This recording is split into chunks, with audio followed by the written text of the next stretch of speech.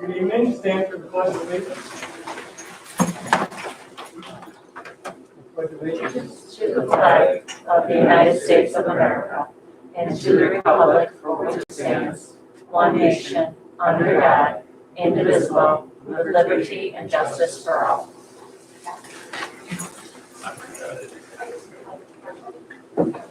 We did resume. We have resumed public session. Thank you very much.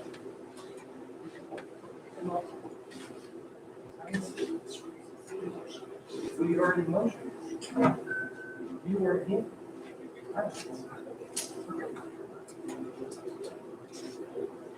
Okay. Agenda changes. Superintendent's meeting. Yes, we have reordered reports. We have changes to personnel. In addition, finance facility and audit committee update. Everything is good. Okay. Thank you very much. We got board president comments. There you go. Sorry about that. GC Prime Awards. This is Amelia. This is this now.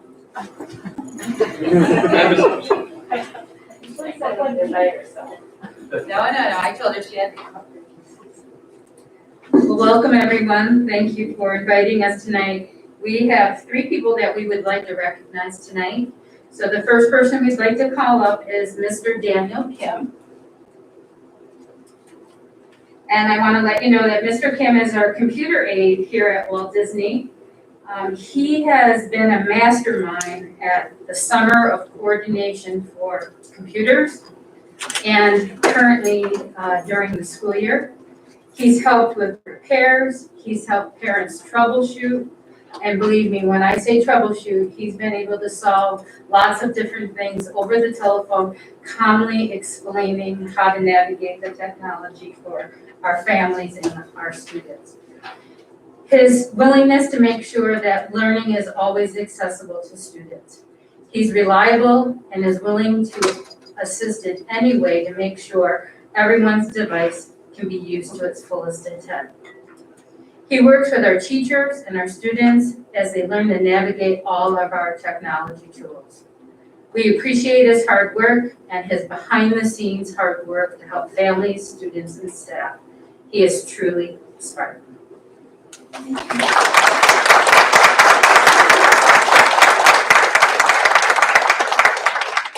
The next person we'd like to call up is Ms. McGlendon.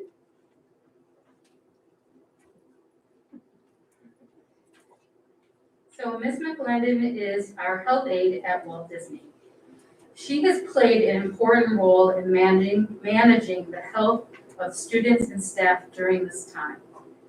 She assists our school nurse by reviewing daily health screenings, managing phone calls from families who are worried about the health of their children, or if meds, are they out? Do we have any left? What does she need? What do they need to do? And supporting all the medical needs when the nurse is detained with another student. She welcomes students into the office and provides medical and Band-Aids, ice packs, a hug, reassurance, and well wishes to help them get back to class. We appreciate her hard work, and she is truly a Spartan.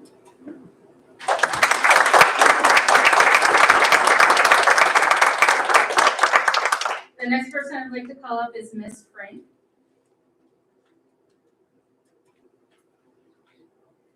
Miss Frank is a 4th grade teacher at Walt Disney.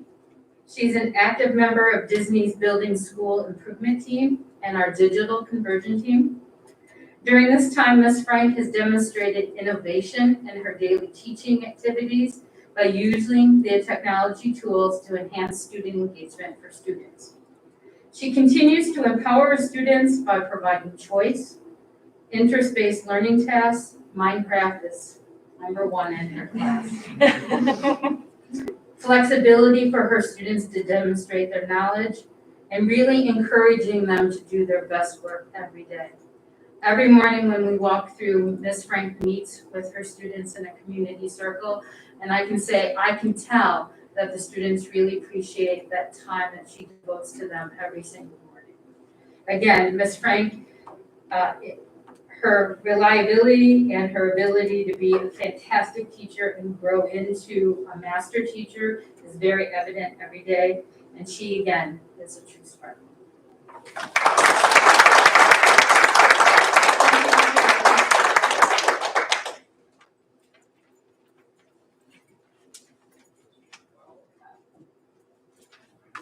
Charlie, you're up. I don't know how we got away with this, but we did.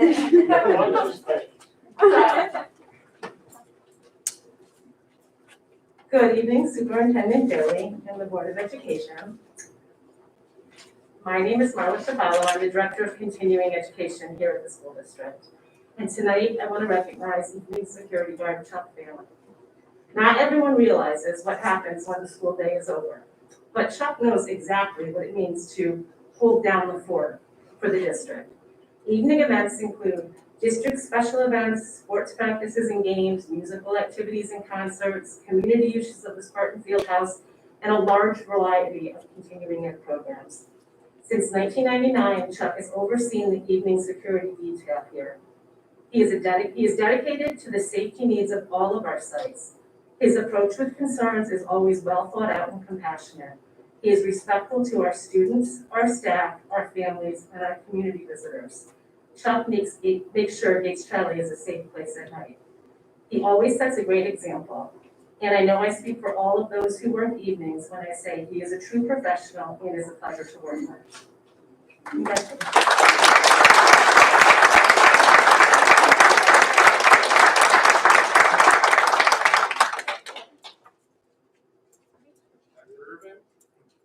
Marla. Yes. Come on, me.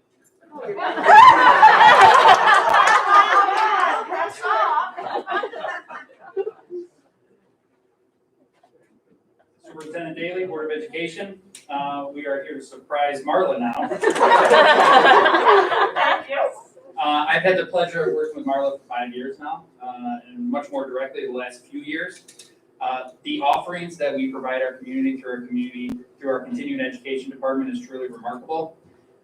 Learning more and more about what Marla brings to the district and to the community, it's really outstanding. Marla can really think on her feet and evolve with the needs and the desires of our community. And a perfect example is this pandemic. When we shut down, Marla was immediately thinking about how we can offer virtual opportunities for our community.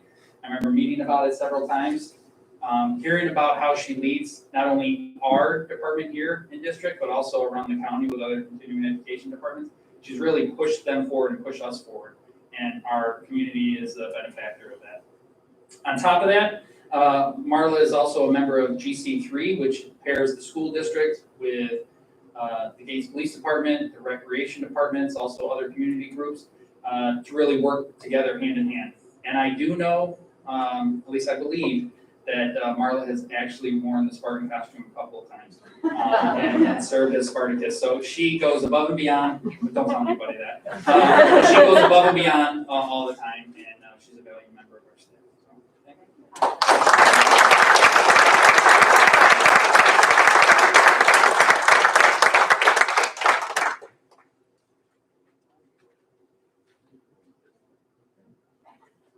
Thank you very much. Board members and comments? I'm going to just say thank you and explain a bit. One of the great things about this job is I get to hear all the wonderful things that staff and teachers do for our students. And it still touches me every time I hear stories of going above and beyond. I'm going to share yesterday's story. The finance facility committee meeting, Dr. Ball shared with us how we fabricated some snowplow equipment to clear our field, to make it ready for our football team. And the challenge that was overcome there was we couldn't find anybody to plow the fields that didn't have the typical rear view mirror warranty is that I'll plow your field, but I'm not responsible for what I see behind me after the fact. And the staff came together and developed a plan and fabricated some equipment so that we could actually plow the field safely without harming it. And I think that was an amazing example of how everybody comes together for our students and pulls together as a team. And I just want to continue to say thank you very much for these difficult times. Everybody continues to focus on our students and our community, and I want to say job well done. Thank you very much. And Mr. Pateski, I might add a name to that, Tom LeJewitt. He's a newer hire over in that department. He was the gentleman who was able to do that work. He did a fantastic job. Kudos to him. Board, thanks very much for his efforts. Moving on, points of interest. I have enjoyed the possibility of watching more sporting events through like the live stream opportunities. Between working in one school, being on the board, and having children of my own, it's hard to make entire events. So I've really enjoyed being able to kind of like pop on and watch part of it. So I can see a wider variety of our students participate in activities that work so hard for. So it's not the same as being there in person, but for me, I assume many other busy people, it's a really helpful thing to have. Thank you very much, Ms. Cotton. Any other questions? Okay, moving on to recorded meetings. We have recorded meetings this evening. Okay, moving on to visitor comments. We have none. Is that correct? That is correct. Okay, thank you very much. Moving on to reports. First report this evening is the Crossroads presentation.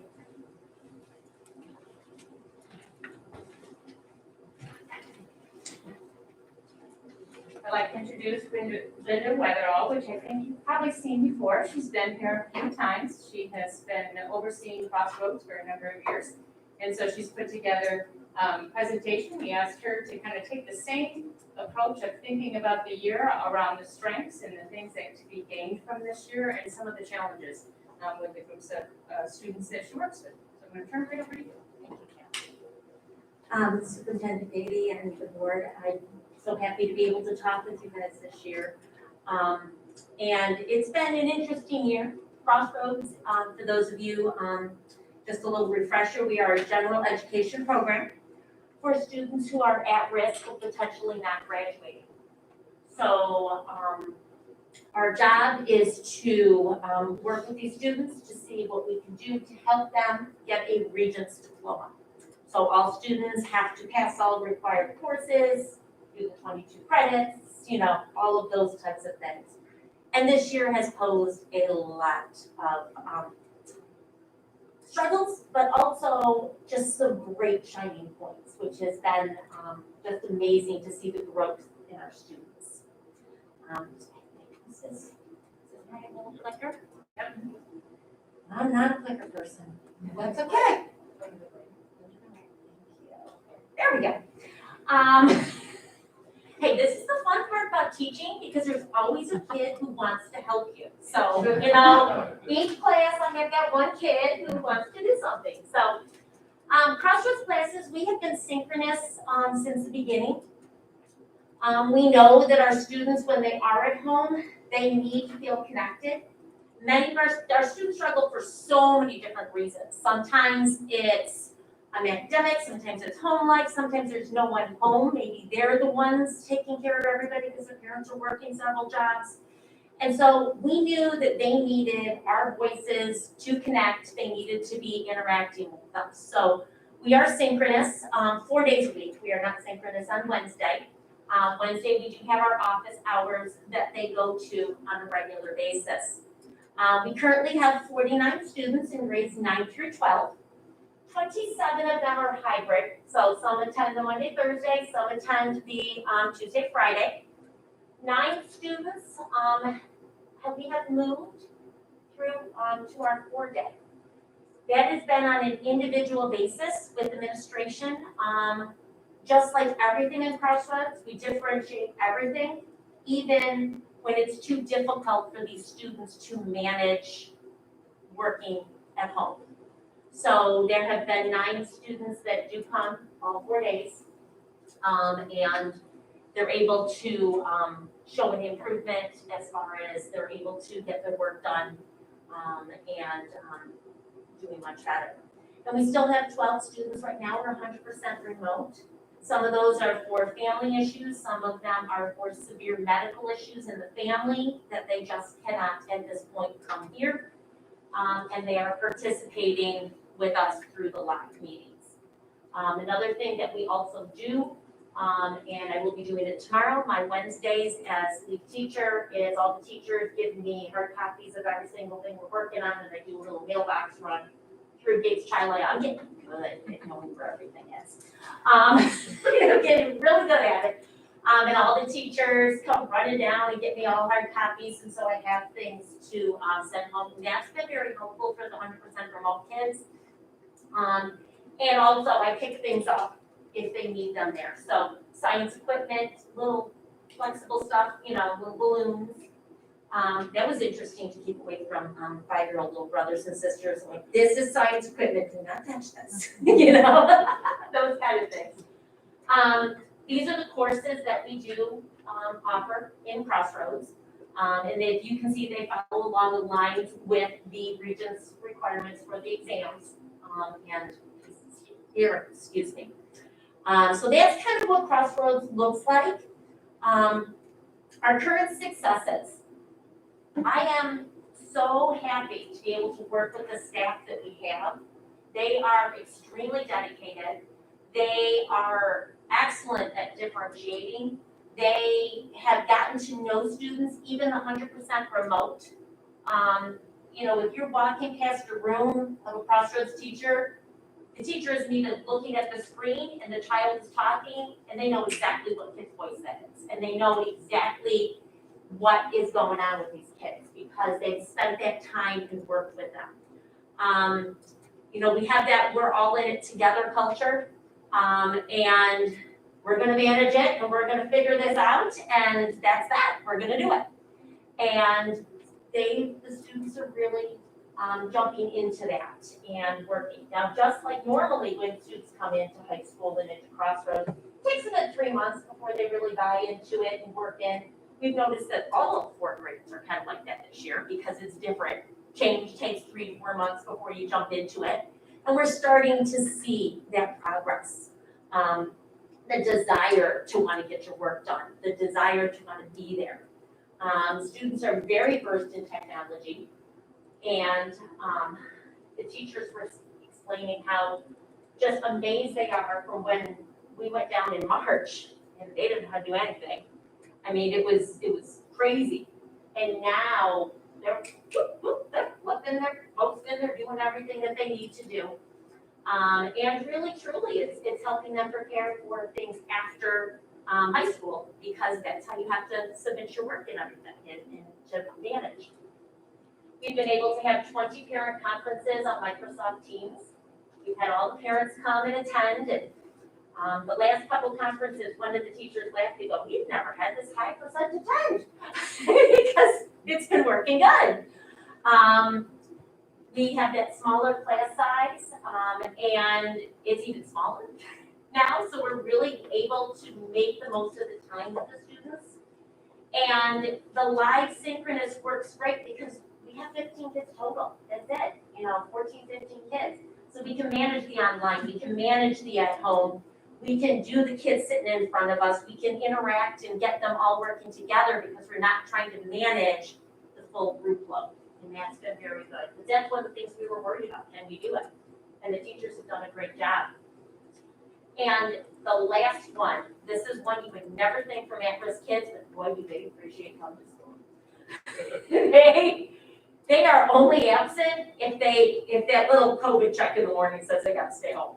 I mean, they are there, and that's huge, because we used to have several kids, battling and not wanting to show up, not wanting to come, and they're there, and they're saying they're appreciative. And one of our seniors, he was even saying to me about 2-3 weeks ago, he was like, I dreaded school. I didn't think I'd ever get to this point, but God, I love it. I'm like, what? Oh my goodness. So yes, they appreciate the help, they appreciate being engaged child, they appreciate being in Crossroads. So that's been a lovely success. Not to say we aren't coming with struggles. we have our struggles. A lot of our students struggle with mental illness, or isolation, or family issues. And spending more time at home has not been helpful. And that's something that has been very challenging. Our social workers have groups where they work with 100% remote students. We've had, if we find an issue, the social workers will get on to 100% remote student, will get on Teams and have a private, meeting with them and help them.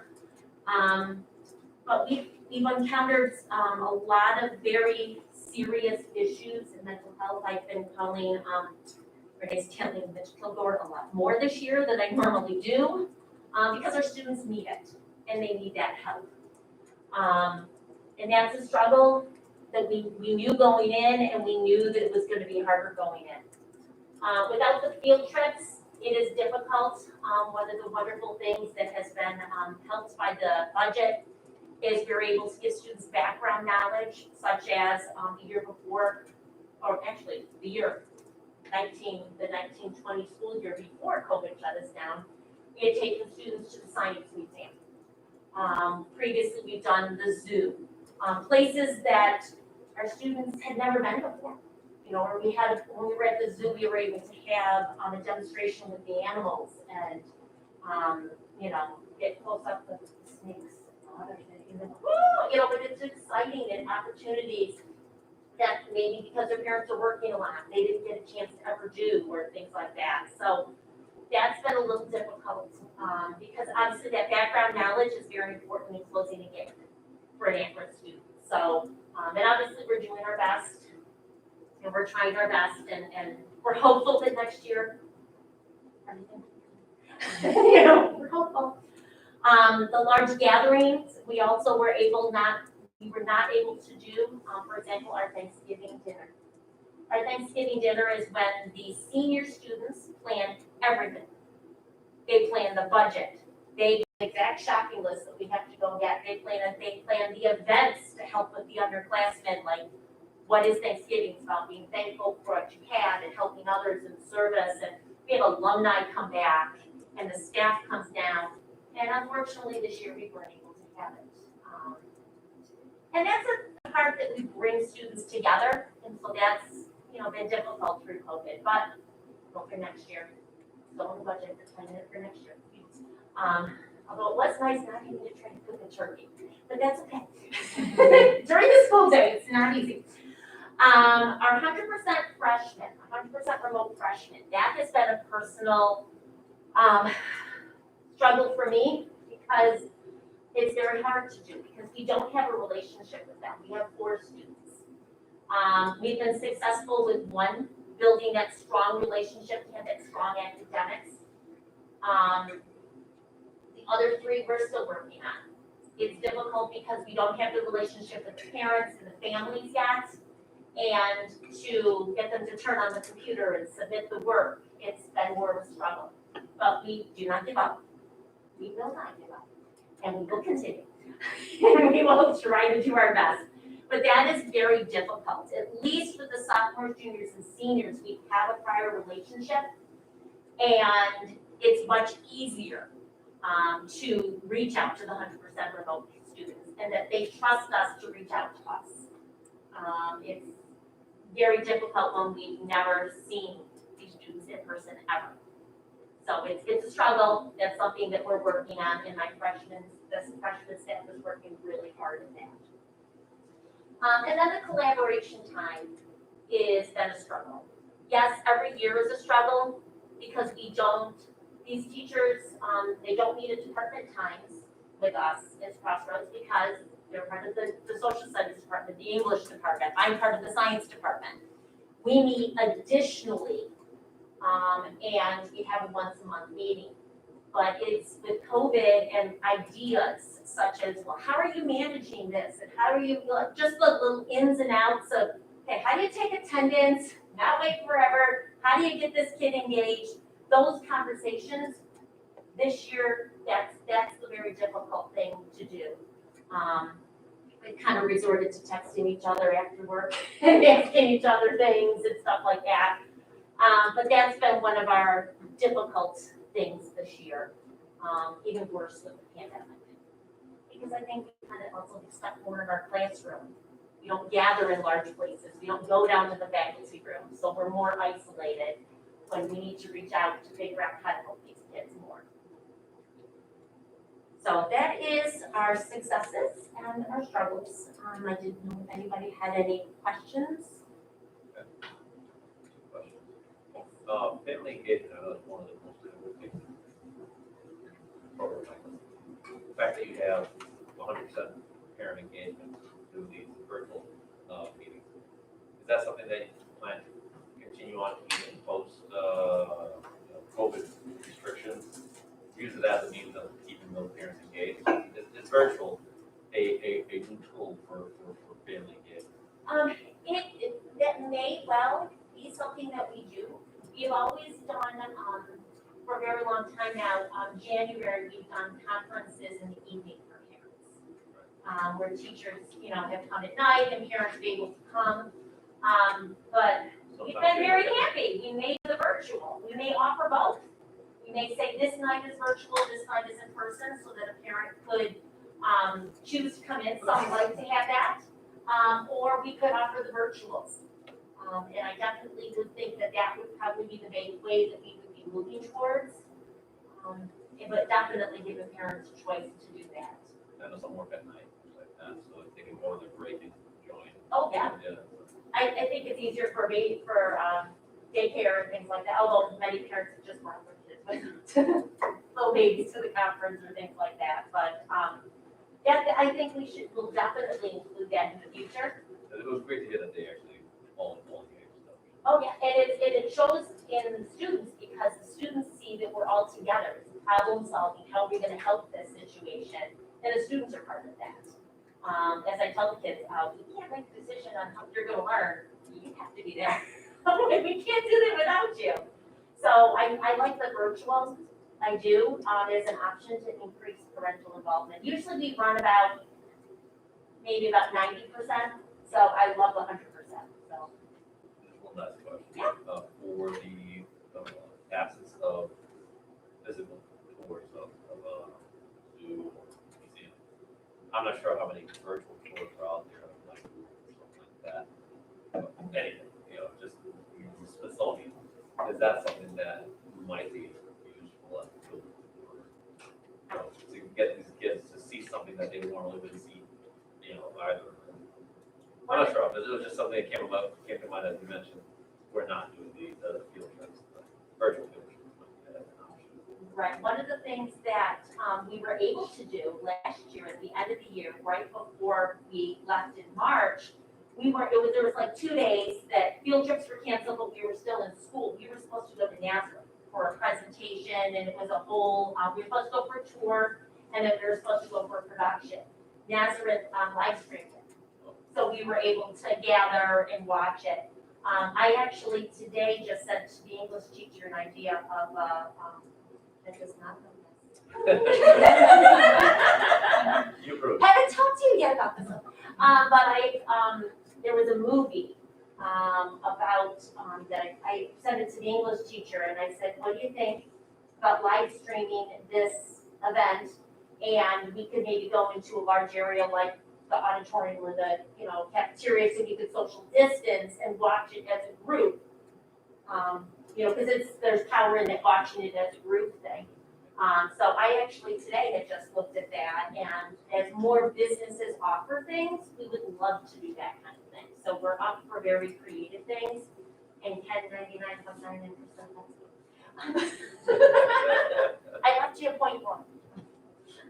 So yes, but that is something that is important because we have to close that gap. Most of our students have struggled 6th, 7th, and 8th grade, and so they have holes in their learning, and we have to, in order to get them to the Regents level, because we still believe there are Regents, because we haven't been told they're canceled, so we are still preparing them. Because you're not going to take an at-risk kid and not get them ready. They need to be more ready, and then just be happy to select the things. At least you got that. Yes, definitely. They're not canceled. They, They said today they're not canceled. they're not canceled. There you go. But they were preparing. How many seniors do you have this year, and how many are they on track for graduation? We have 11 seniors. There are a few, just as always, that are going to get there by the skin of their teeth. We have one that may not be on track, and that is due to some of the mental illness issues that they're not engaging in what they need to do. The rest of them, we've got a plan, and they're on the plan, and we guide them through. We're kind of like the sheepdog that's keeping everybody in the flock going where they need to. But it looks like right now, 10 out of the 11 will be able to do what they need to do by their plan. So they're getting there. Anybody else have any? Great job. Thank you very much. Thank you. Before we move on to office and instruction update, so I was with that happened at 6:20, and that's great.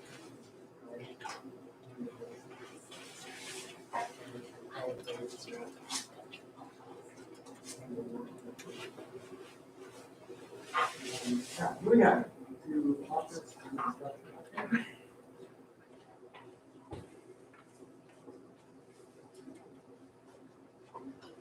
Superintendent Bailey and the Board of Education, very nice to be here and be in person to do my presentation. So thanks for having us tonight. I want to start by introducing my team, and they were kind enough to come tonight as well. So you've seen many of them obviously before, but we have Katie Cohn with us sitting back there, Coordinator of Educational Programs. Erin Eugenes, our Coordinator of Early Childhood, and Suzanne Goff is our Coordinator of Professional Development and Community Engagement. So thank you for being here. And I also feel like we have an extended team because in the Office of Instruction, everything we do it encompasses so much of the district. And so I just wanted to recognize that we work very closely with Mr. Olin and his department, along with Chantel and my new assistant, Lindsay DiMartino, my new office assistant, has been wonderful. She's been doing a great deal for us. Mary Mann actually works directly with Suzanne Goff, and she has been in the district for a number of years and has been very helpful for Lindsay as she's adjusted and learned the works of the office in a year that's not a usual year. So she's had to pick up a few things that we never thought that she would have to pick up. I also want to mention our building principals because obviously we work very closely with them and what's happening in the buildings around curriculum and instruction. And I would be remiss if I didn't say that in my 10 years of being here in Gage-Tyler, I have worked more with the Office of PPS than I ever have before. And so we have worked very closely together, and I think that has really helped build a strong relationship and bond as we think about being inclusive and ensuring that we're meeting the needs of all students. Oops, just better put my pencil down. Okay, So just to kind of oversight some big areas that the Office of Instruction has responsibility for. All of these items that are up here are ongoing monthly types of things that we're working on throughout the year. Oversight of curriculum and assessment, all of those instructional programs. Summer programs and opportunities is probably the one thing that we don't work on all year long, but we do work on it from about January to August. So that is another area.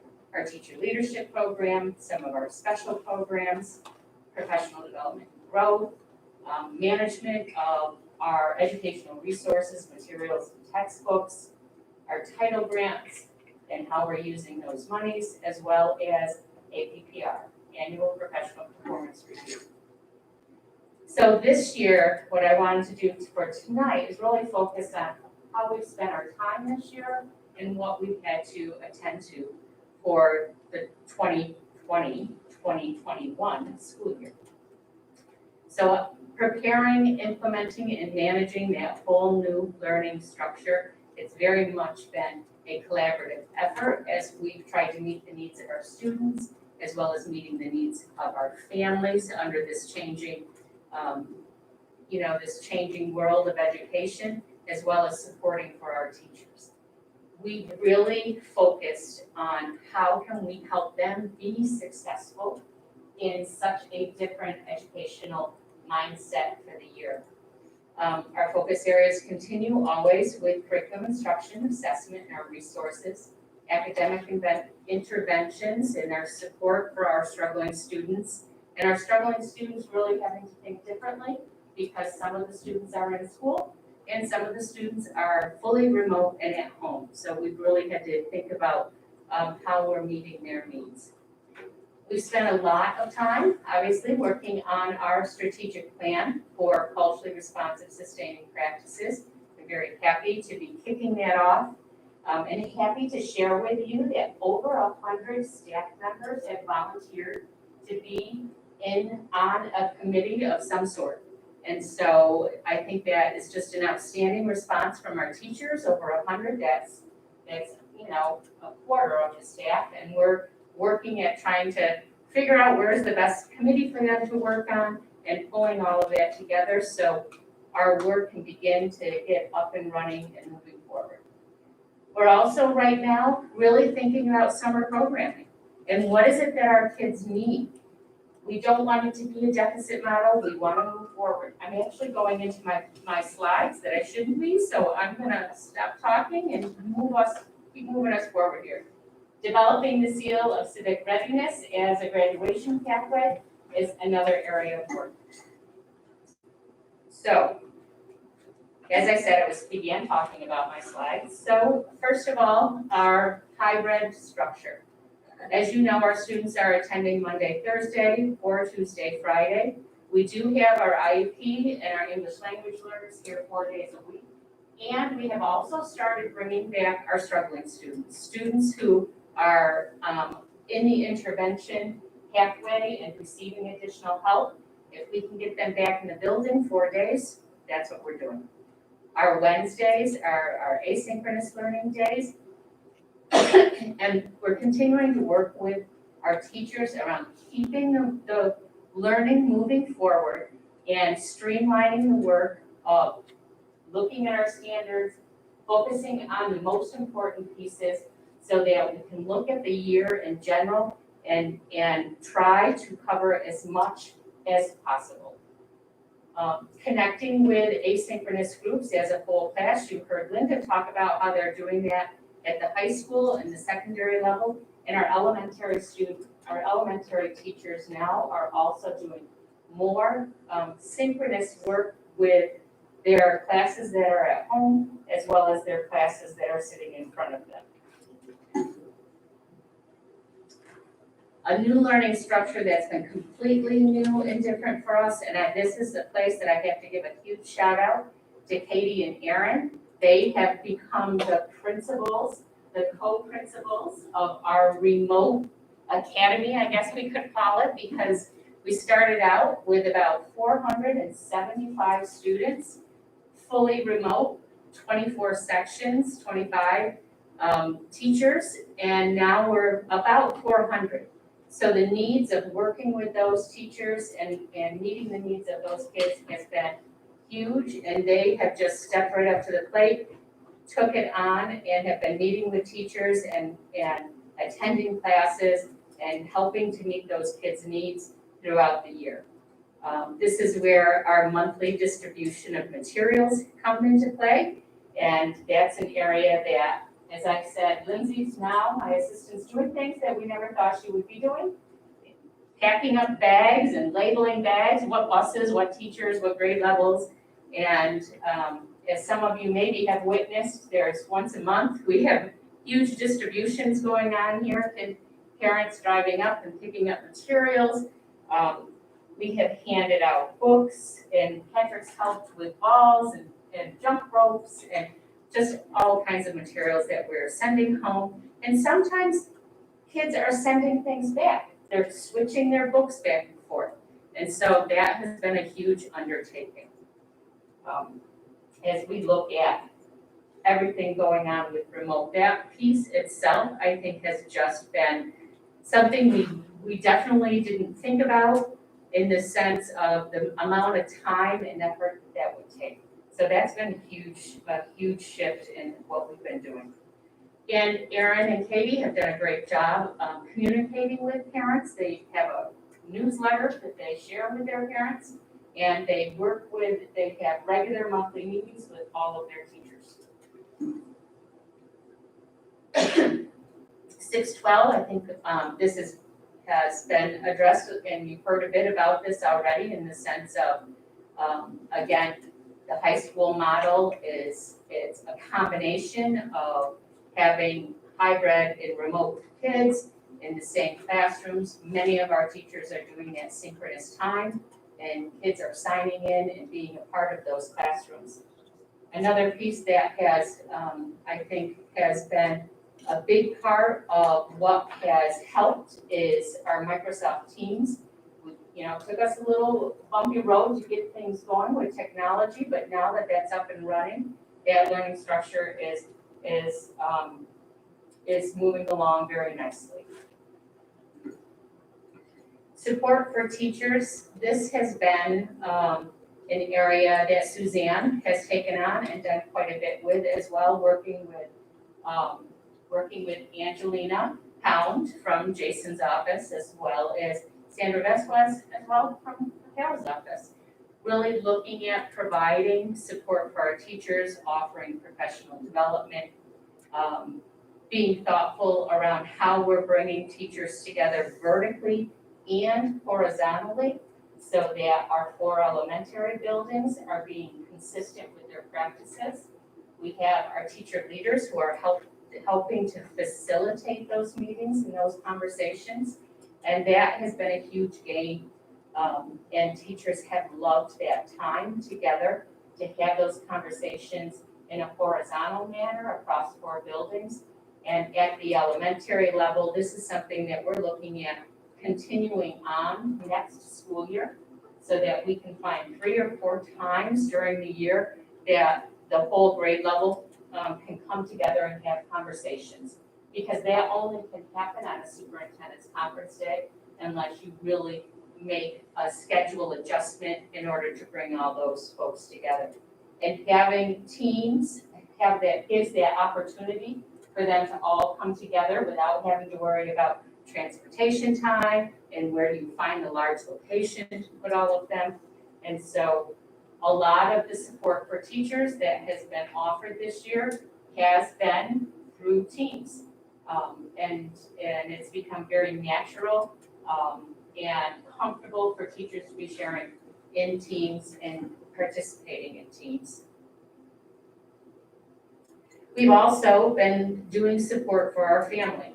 And again, this is where Suzanne's office has been working around offering workshops on technology and Schoology and how do you help kids at home. She worked with the high school around working with our peer leaders and having them create videos that parents could watch and students could watch in regards to how to help in some different strategies and unique opportunities and things that students are doing to set themselves up to be successful. So support for parents is another area that we've tried to continually be aware of and take notice of, because we know our parents are experiencing a lot of stress, just as we are. And so being conscious of what their needs are and trying to support them.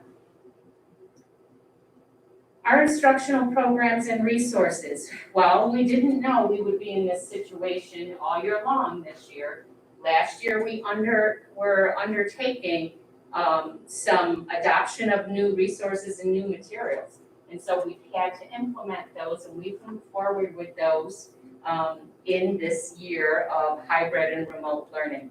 So at the elementary mathematics area in grades 2 through 5, we adopted our everyday math program.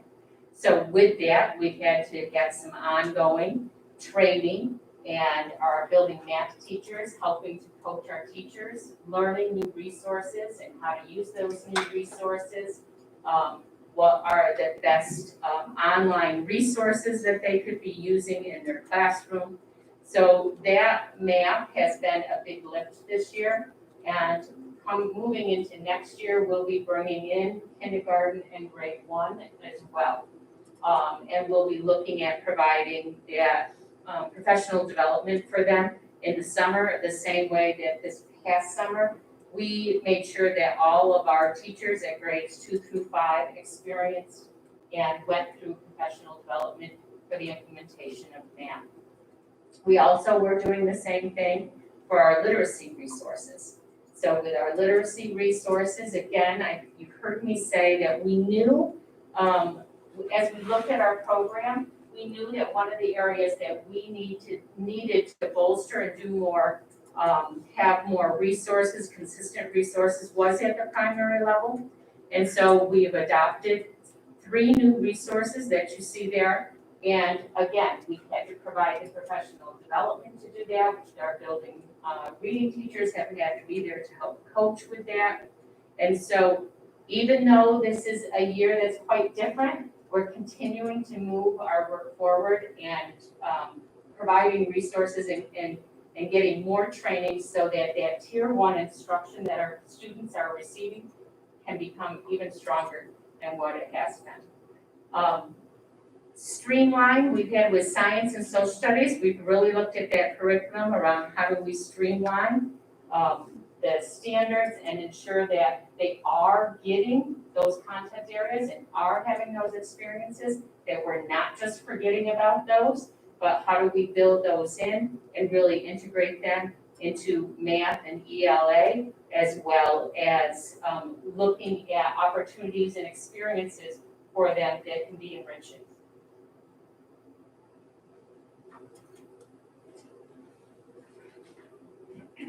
So our intervention and supports, this year with our Title I funds, we are providing tutoring, in-district tutoring for some of our students at Disney and Armstrong.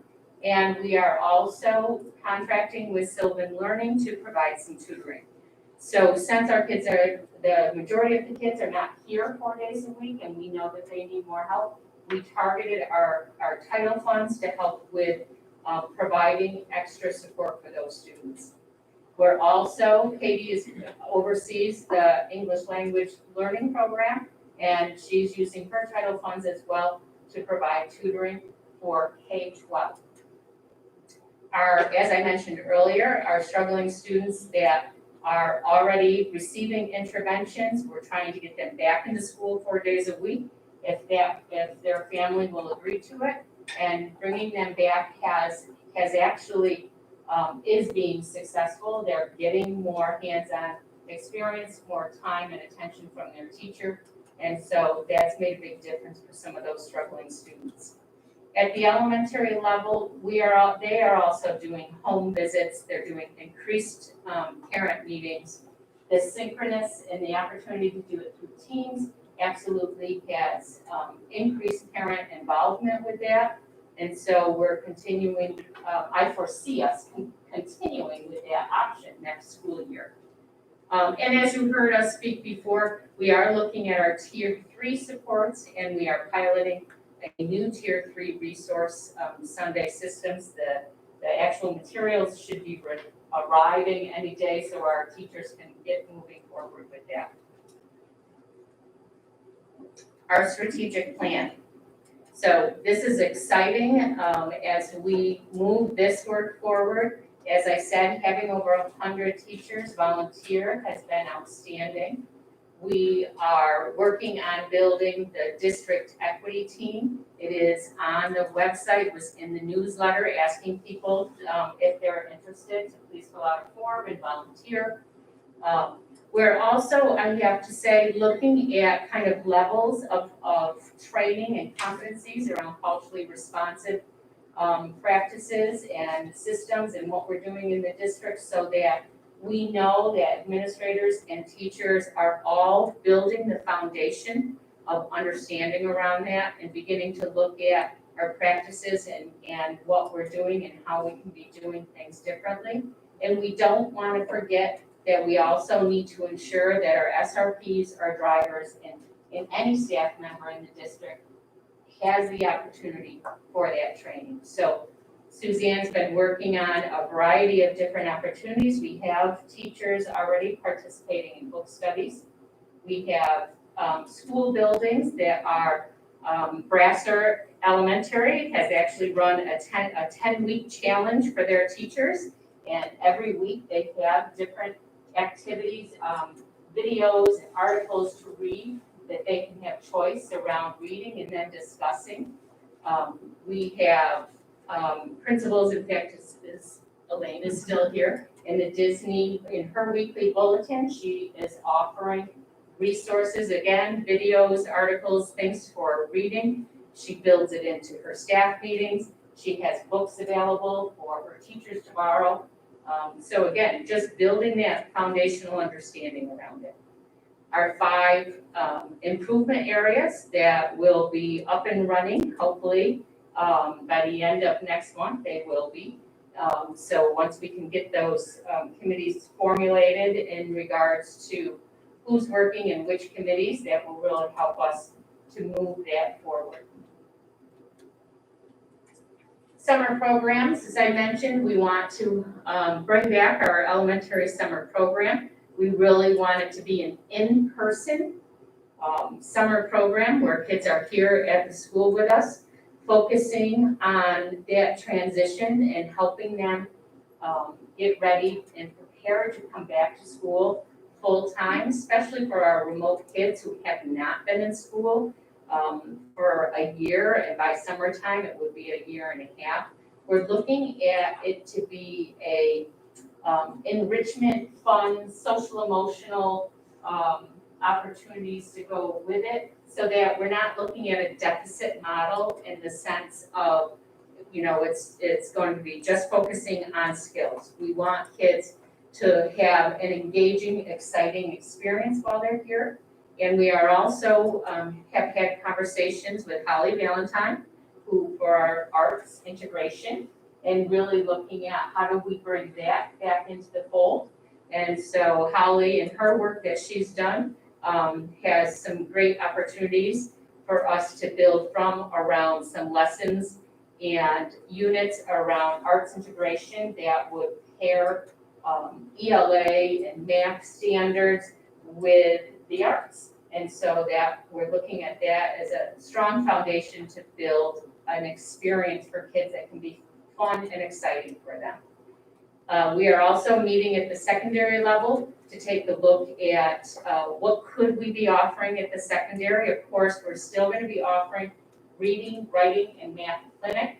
But we are also looking at how can we again help the students there with transition back into a full day, a full year program.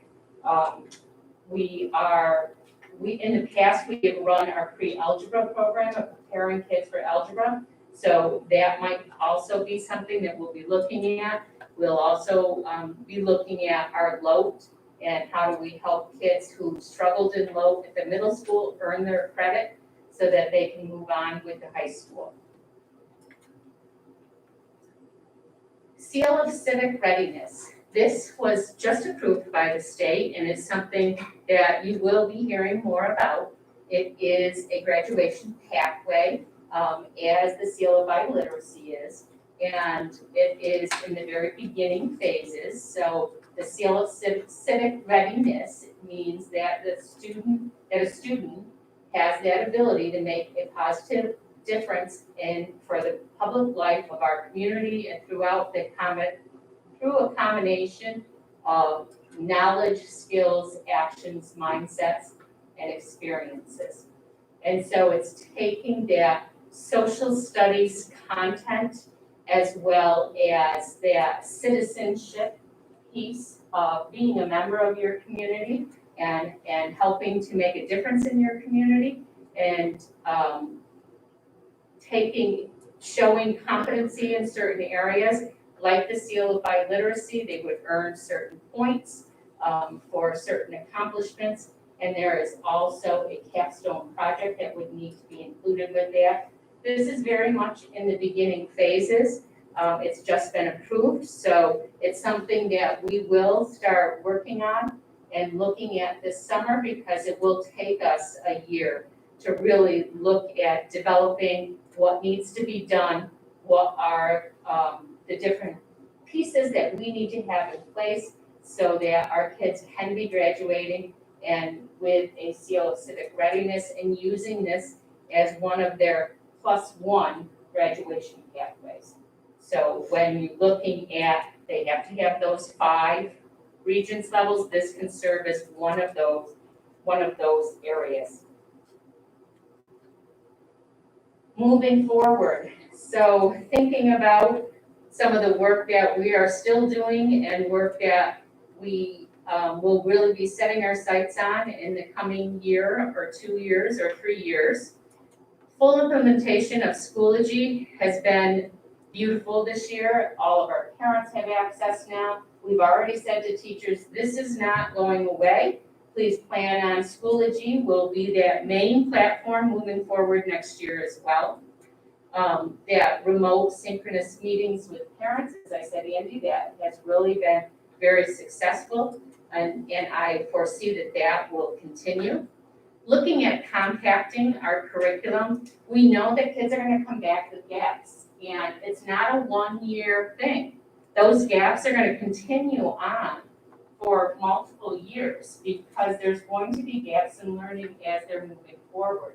And so we really will be taking a close look at our curriculum and saying, how do we build back in and fill back in for our kids with those gaps? We're now reassessing our assessments. Now that we have waived last year the Regents exams, and there has been talk from the teachers about, well, if there's not those exams, do we need to give a final exam?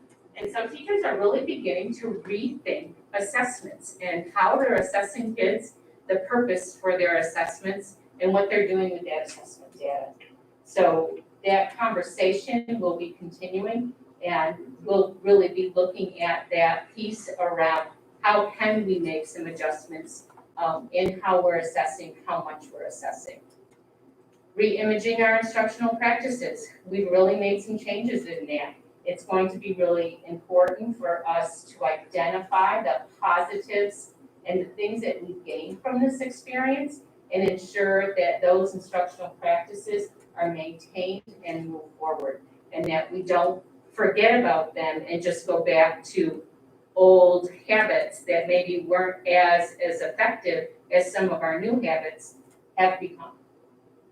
Enhancing teacher resources and materials, we will continue and do need to continue to make sure that our staff has what they need. And as we're looking at enhancing teacher resources and materials, really be looking at it through that lens of cultural diversity.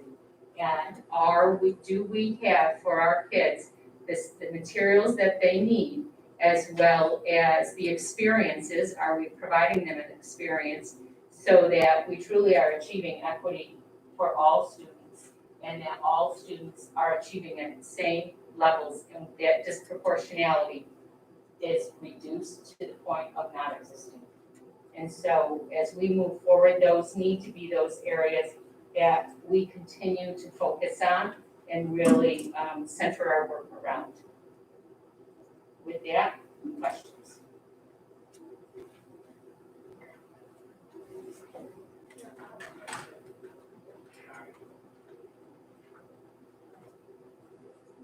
Dr. Richards, did you say? I did. Yes. I had to turn the mic because I realized good evening.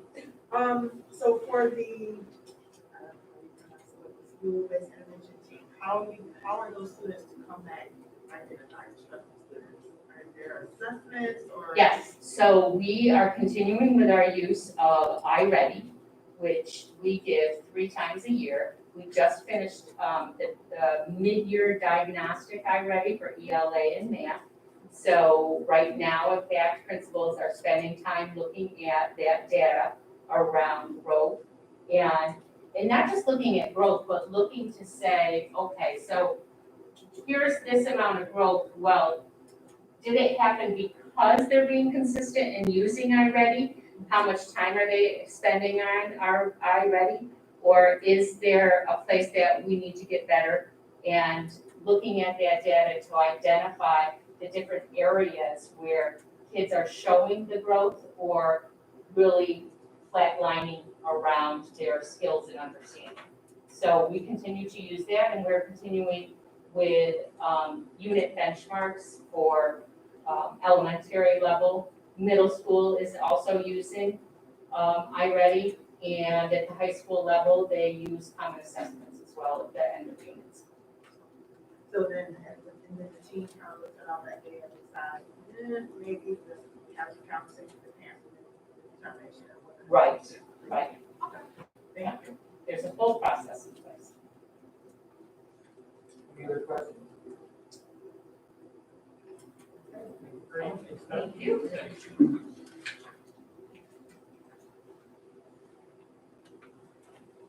Moving on to emergency plan update. Yes, districts were required to answer a series of questions to add on to the emergency plan that we adopt every summer. As you see up here on the screen, this will be added online to our emergency plan after it being approved tonight. Ironically, it's about a pandemic, so we're experiencing it. So we have described positions and titles considered essential in the event of a reduction in in-person workforce and who needs to be called in, and this spells it out. We've been following it for quite some time. The description of protocols to be followed in order to enable employees to self-mute. Again, thanks to Mr. Olin and his team, we were able to get everybody that needed it devices so that they could work remotely when needed during these times. How will we stagger work shifts? We have a lot of experience with that, especially with our cleaners and our food service staff across the district and with our technology people. We updated our protocols to procure PPE. Dr. Ball and his team have done an amazing job. We've not been without, where some districts have struggled. His team's planning and preparation kept us well supplied throughout this interesting time. We have updated our protocol in the event or someone is exposed. How do we deal with that? We've had a great working relationship with contact tracers and Monroe County Health Department in doing so. And then documenting the hours and locations for our essential employees and contractors. And again, how we identify sites for emergency housing. We work closely with Monroe County Public Health, and our resources available for use, we have them all. And so we just basically filled out our questions. This will be added into our plan. And it's ironic it came out this year as we were already doing it.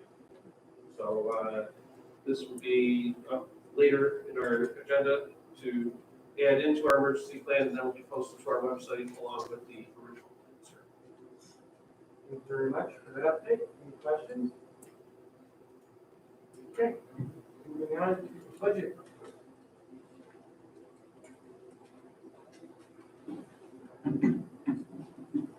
Good evening, Superintendent Daly and distinguished Board of Education members. So this is fairly similar to last year's presentation on bus purchases and the tax levy limit calculation, with a slight twist of lime green, and you'll hear about that in a few more minutes. So our bus replacement philosophy really is a three-part philosophy. Number one is we look at a 6-year bus replacement schedule. We make sure that we ensure the highest level of safety standards when considering that schedule, and then we look to preserve long-term savings, which is the third piece.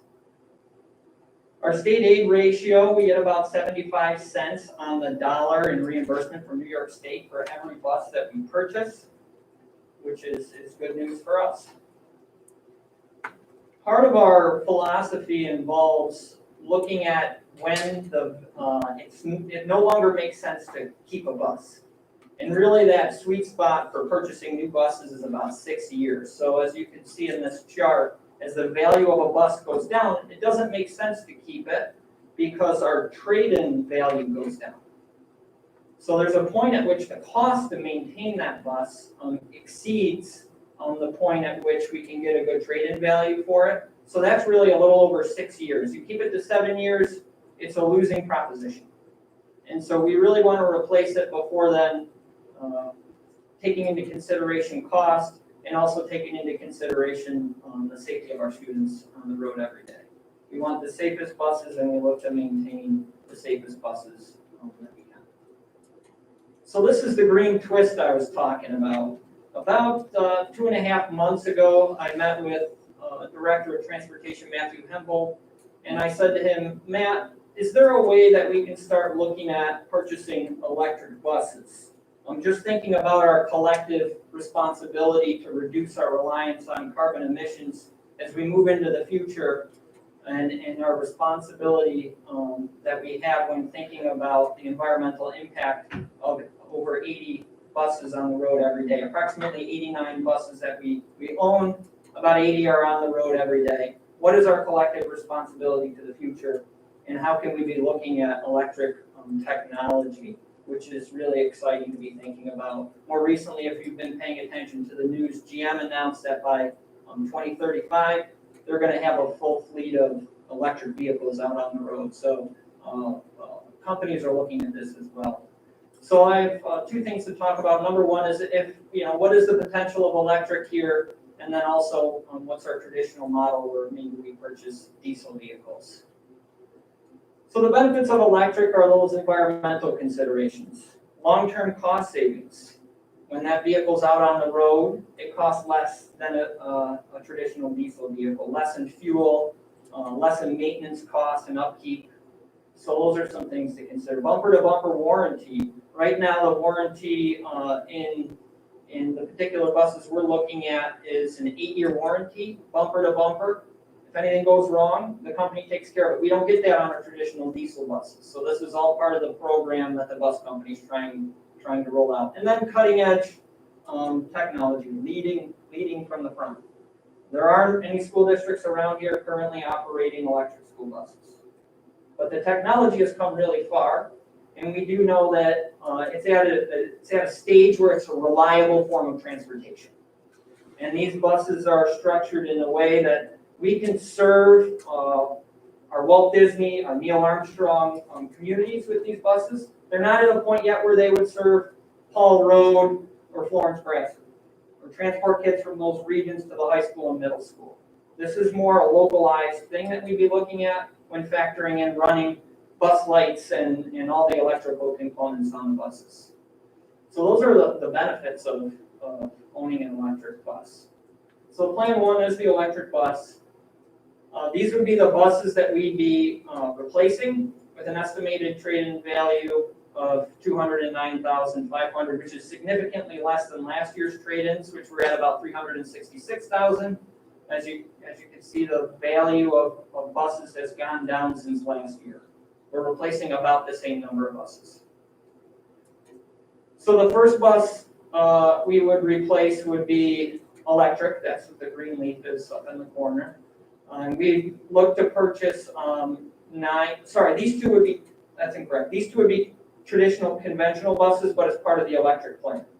So we'd replace 9 35-passenger conventional buses, 1 wheelchair bus, because that's one thing that we need for 35-passenger, 1 66-passenger wheelchair bus, and then 4 electric non-traditional buses. And so the cost of these buses would be $1.4 million. But there's a NYSERDA grant out there that would give us $200,000 for each one of those buses, making the total $677,000 for those 4 buses. Now, this is where we're a little hung up right now. So there's really no choice at this point. If, after discussing it with the facility, there is choice, but after discussing it with the Facilities and Finance Committee, we think it's a good option, especially when considering the warranty. Would prefer to go this route, but it's incumbent upon us getting these $200,000 per bus grants from NYSERDA, and right now we're not sure if we're going to be able to get those because there are a lot of caveats to getting those funds. So right now we don't know if we can do it, but if we can do it, then we want to try and push forward with a plan that would allow us to have a proposition for electric buses. So that's plan 1.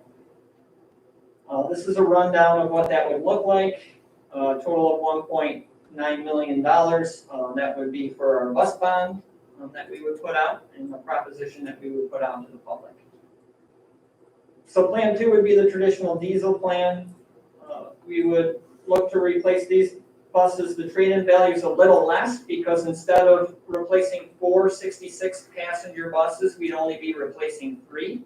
But if we can get those $200,000 grants, we want to get 4 66-passenger buses because the charging units charge up to 4 buses. And while we're getting the infrastructure in place, it makes a lot of sense if we can get the grants, because the grants are very short-lived, to get 4 right away, because we don't know how that's going to look moving out into the future.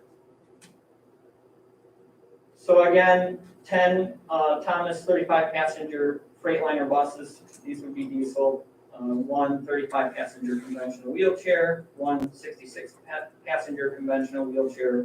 This is the same as the other plan. And then 3 66-passenger conventional buses at $490,000.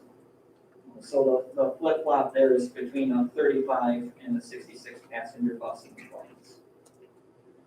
So the total cost would be a little less than the electric plan. However, the difference there is $115,000. The estimated savings when they're in operation is about $280,000 to have those 4 electric buses. And we have a significant reduction in carbon emissions, and we can lead from the front in looking at this technology. So those are the 2 options we're looking at right now. As we work through that, we'll continue to update the Facility Finance Audit Committee and the Board of Education. Any questions about buses? Yes. So if we went electric and it's 8-year bumper to bumper, would that extend our bus rotation?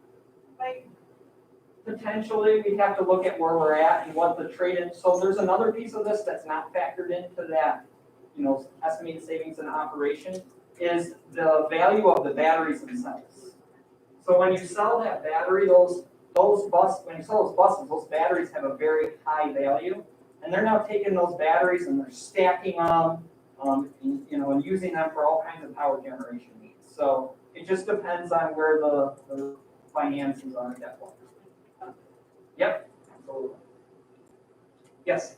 Hi, sorry, can you explain a little bit more for me when you said you would use it for like certain schools but not others? I don't know enough about it to understand that. Sure, absolutely. So really we're talking about range.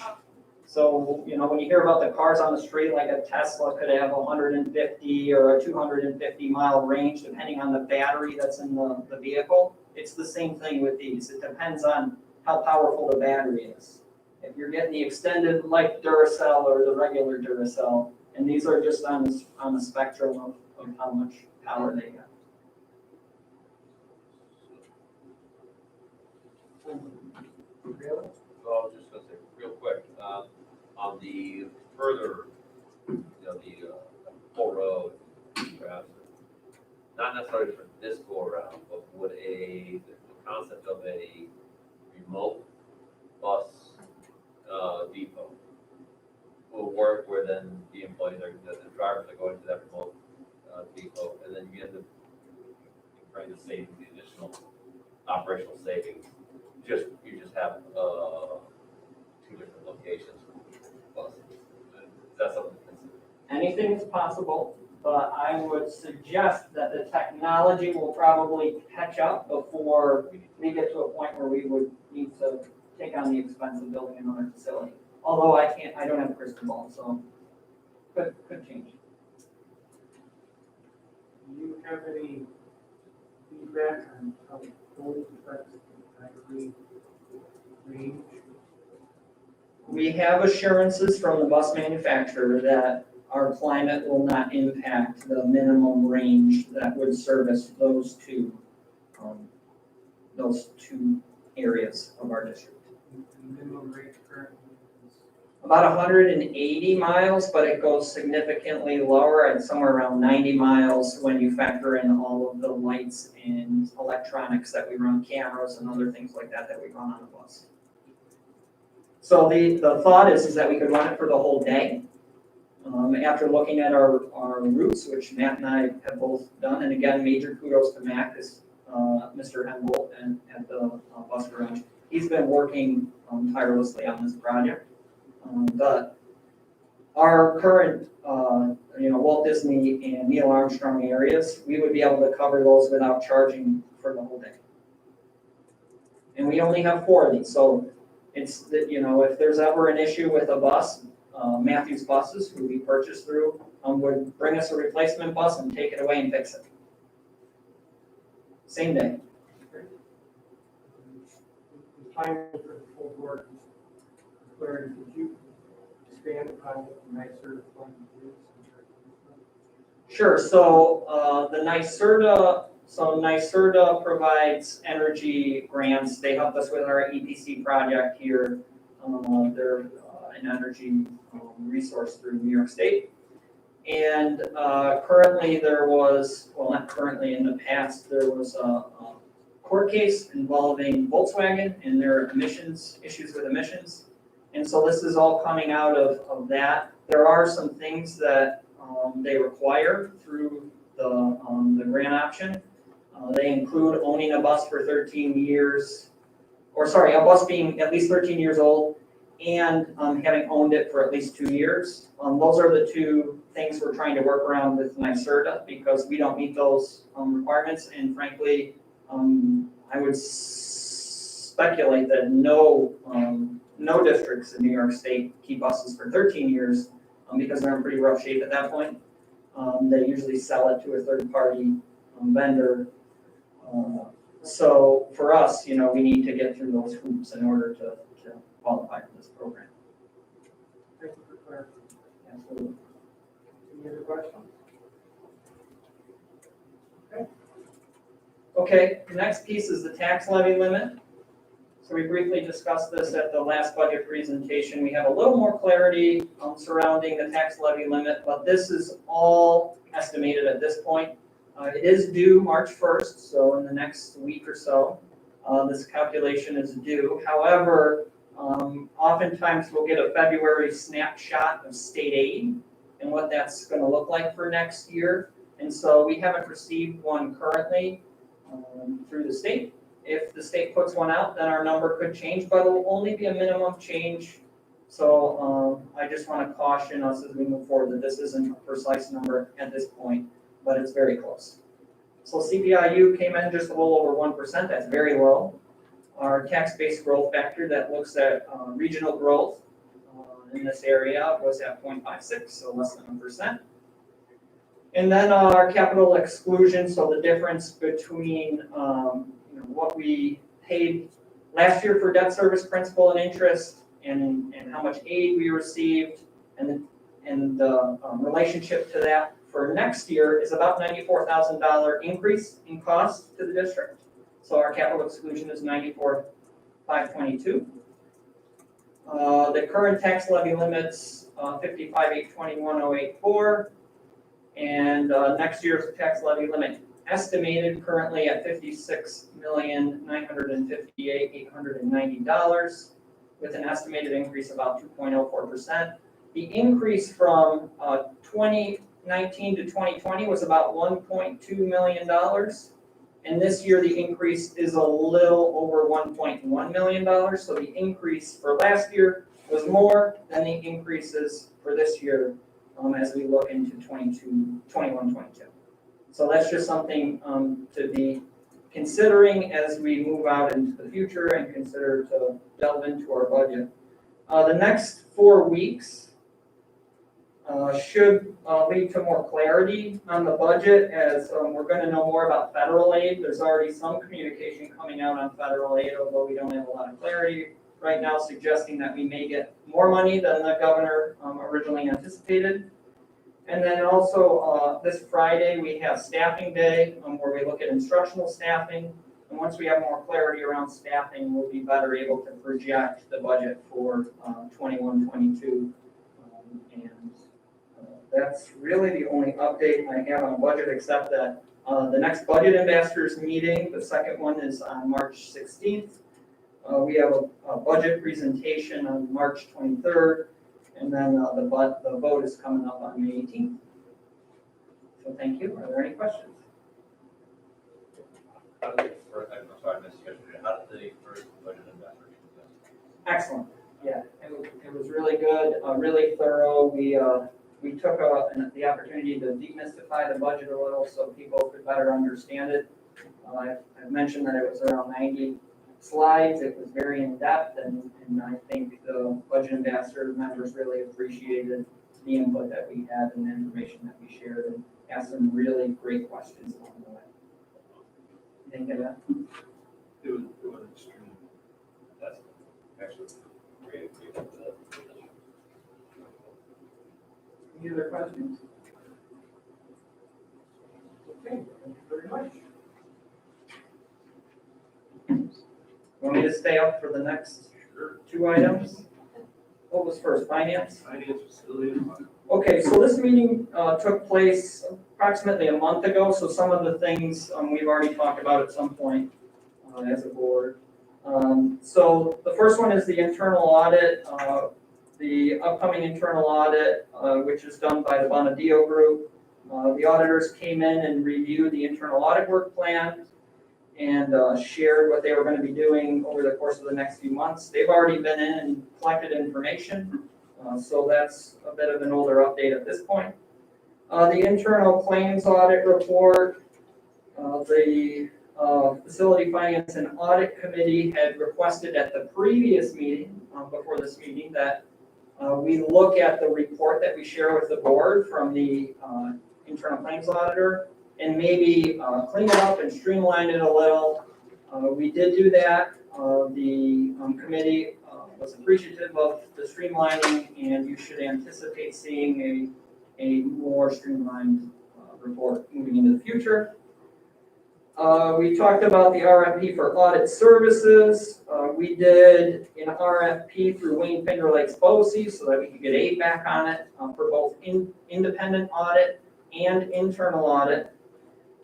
Through that cross contract, we had 5 firms provide proposals for the independent audit. After reviewing and scoring with a scoring rubric, the firms, we selected one firm, and that should be on the agenda for approval tonight. And that firm is the EFPR Group. So that's the update on audit. Facilities, we talked about another request for proposal, whereby, that's helpful. We talked about another RFP for BCS. Again, we had 9 architectural firms submit proposals. We narrowed it down to 4 through paper screening. Interviewed 4. It was interviewed by Mr. Daly, Director of Facilities, George English, Clerk of the Works, Brenda Dalton, and myself. We selected Young and Wright out of Buffalo, and so they've already started their field work and are working on the building condition survey. More communication will go out to staff as they look to head into the buildings. Talked about future capital work and priorities as we look towards potential vote likely later this year. We talked about master library, which is a PM system, a facilities use system, a very robust system for inventory and things of that nature. So really, we narrowed down about 3 different systems is what we're looking to do. We've already started the process by going from school due to master library for work orders. So we talked a little bit about that and what that process looks like. Did a financial update on state aid. We went over that at the board meeting after this meeting. Did a budget update, which we also did at the last board meeting. Talked about May vote propositions, including the expenditure budget, the bus proposition, use of reserves, and establishing a new capital reserve for future capital work. Talked about electric buses, ongoing budget code corrections. Just talked a little bit about the work that District Treasurer Sally Sanford's doing to try and get us more in line with the uniform code of accounting. So she's doing a great job. Kudos to Ms. Sanford. We talked about the purchasing manual. Again, Ms. Sanford and Deputy Purchasing Agent Cheryl Alonzo have been working on the purchasing manual that was last revised in 2015. So we're looking at all of these systems and structures in place and trying to update them on an annual basis or semi-annual basis. 6 years is a little too far out to be updating manuals, so they've been doing a great job and are complete with that process. And then the last one was the Federal Funds Procedure Manual. Again, Ms. Sanford, Mr. DeJong, Director of People Personnel Services, and Mrs. Carol Stem, Associate Superintendent for Instruction, have been working on updating the Federal Funds Procedure Manual.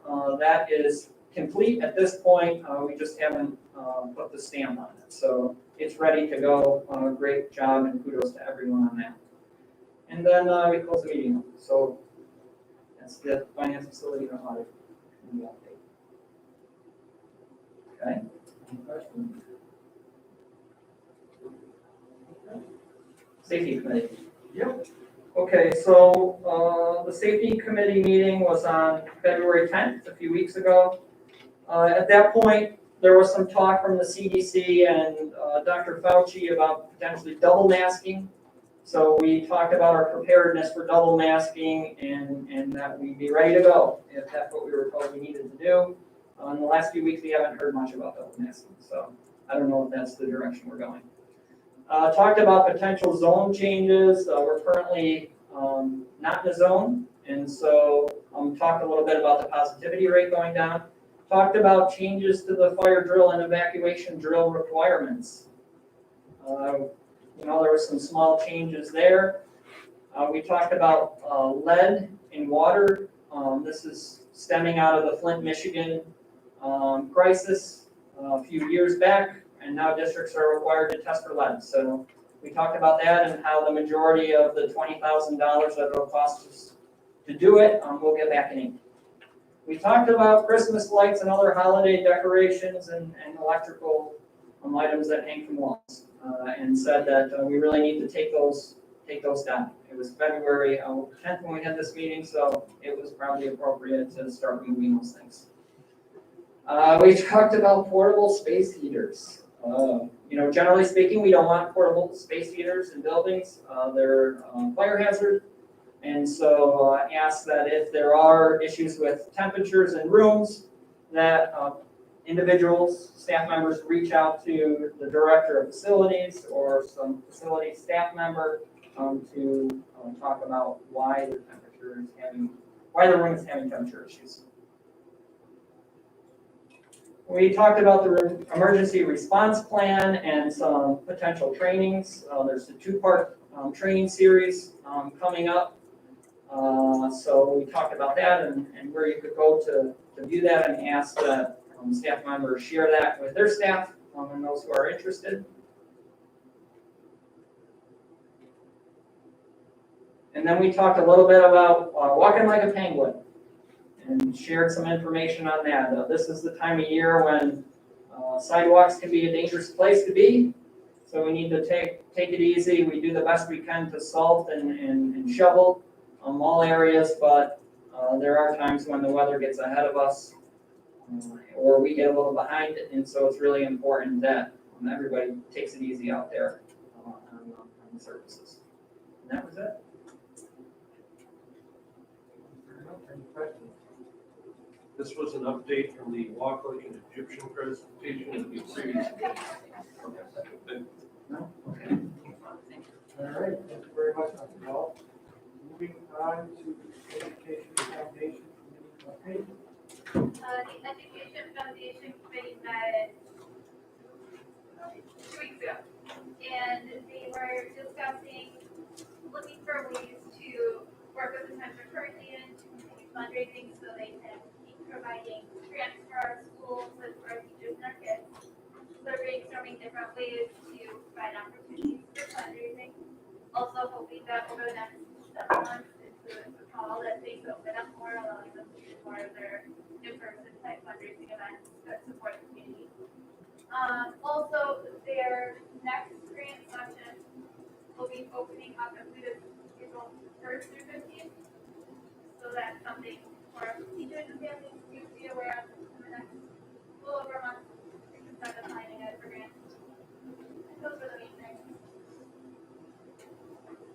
Okay, thank you very much. Moving on to policy committee updates. We had a lively policy committee meeting the other night, going over some new policies and reads and wants to check on and update. New one is 5633, gender neutral single occupancy bathrooms that our buildings and grounds team are currently applying with as it goes into effect March 23rd, 2021. We also had an update on our transportation of students in policy 5720. Our 6440 negotiations changed to be appropriate from lunch to nutrition association. The first read of 6562, employment of retired persons. Policy set the limit for retirees under 65 salary not to exceed 30,000. It has since changed to 35,000. So we're changing that. Our counseling program, policy number 8230, still had the name guidance in there. And we had a certain policy committee member that let us know that would be the equivalent to calling gym teacher versus PE. So we want to make sure we don't offend anyone with our policies. And school census, again, discuss that as well as regards to not using that. Anything I'm missing on any of the policy discussion? So no further discussions on any of the first policy group? Okay, thank you very much. Moving on to consensus items. Motion to approve consensus items B through M. Long and Dr. Richards, questions or comments? All in favor? Vote is unanimous. Thank you very much. Moving on to action items. Ms. Corrado? Ms. Barado, I'm sorry. It's okay, someday.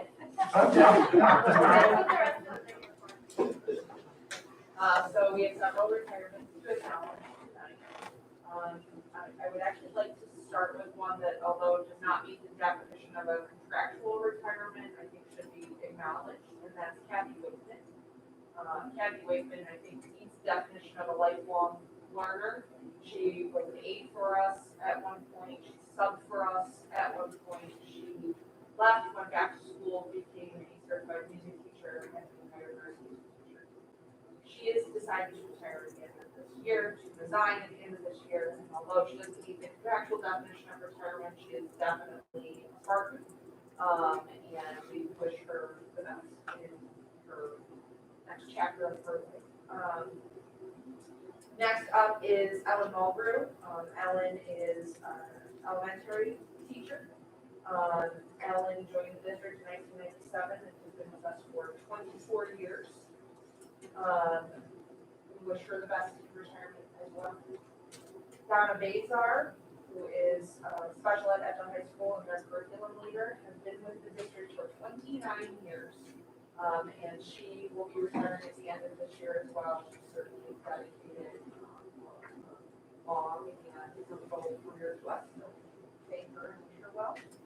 And Rick Lamura, who is a school psychologist at Neil Armstrong. He's been with the district for 25 years, and he will be retiring at the end of this year. Wish him well.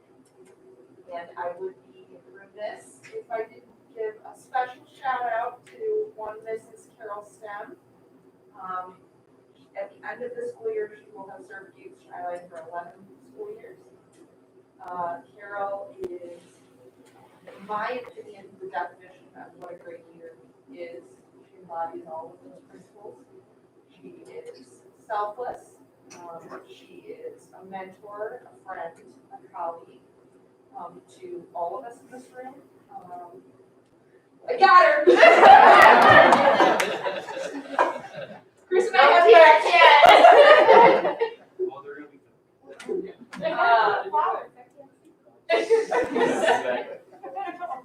Carol, you know, she may be not showing up here every single day, but she'll be on speed dial, I'm sure, for a lot of us for quite some time. Carol has done so much for this district in the time that she's been here. She has been our interim superintendent twice. And during some very tumultuous times, she's brought a lot of stability to this district. And her legacy will be felt long after she no longer answers our calls. So, congratulations, Carol, and thank you.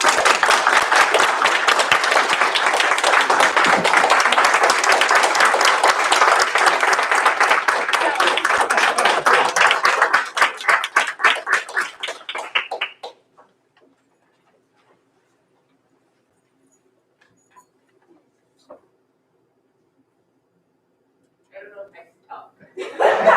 That's okay. Not required, but you may if you wish.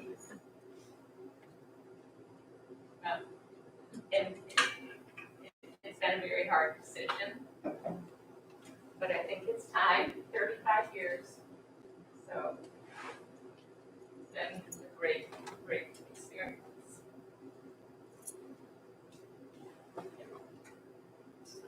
Thank you very much for choosing her.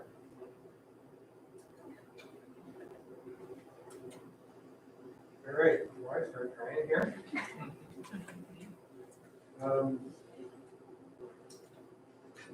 Motion to approve the protocols for responding to a declared public health emergency involving a communicable disease. Motion, please. Ms. Kies? Ms. Coffey? Questions or comments? All in favor? Vote is unanimous. Thank you very much. Motion to approve the PFPR Group LLP as the auditor independent audit services from 2021, 2025. Motion, please. Mike Bailey and Andy Bailey. Questions or comments? This new company. Yeah, So they do. no, they've been around. That we had before. Oh, no, they're not new here. They are new here. New here. Yes. Okay. More questions or comments? All in favor? Vote is unanimous. Thank you very much.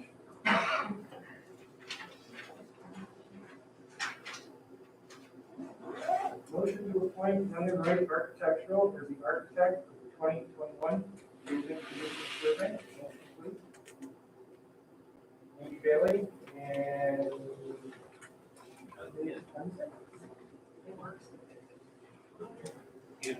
Andrea.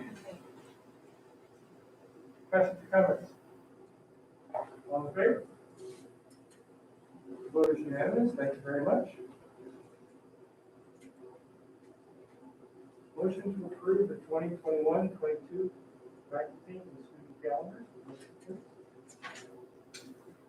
Coffey. And Dr. Richards, questions or comments? Just questions about different days. I know, does it go through Monroe County and then it gets approved through Yes. Monroe County? So there's no, it's just basically what Monroe County says. Well, they try and coordinate the vacations based on BOCES and things along that line, but there's some movement weird choices. Other questions? All in favor? Vote is unanimous, thank you very much. Motion to approve the 2021-2022 staff holiday calendar. Motion, please. Dr. Richards and Ms. Guys, questions or comments? Are these in the contract as well? Yeah, these are days, yes.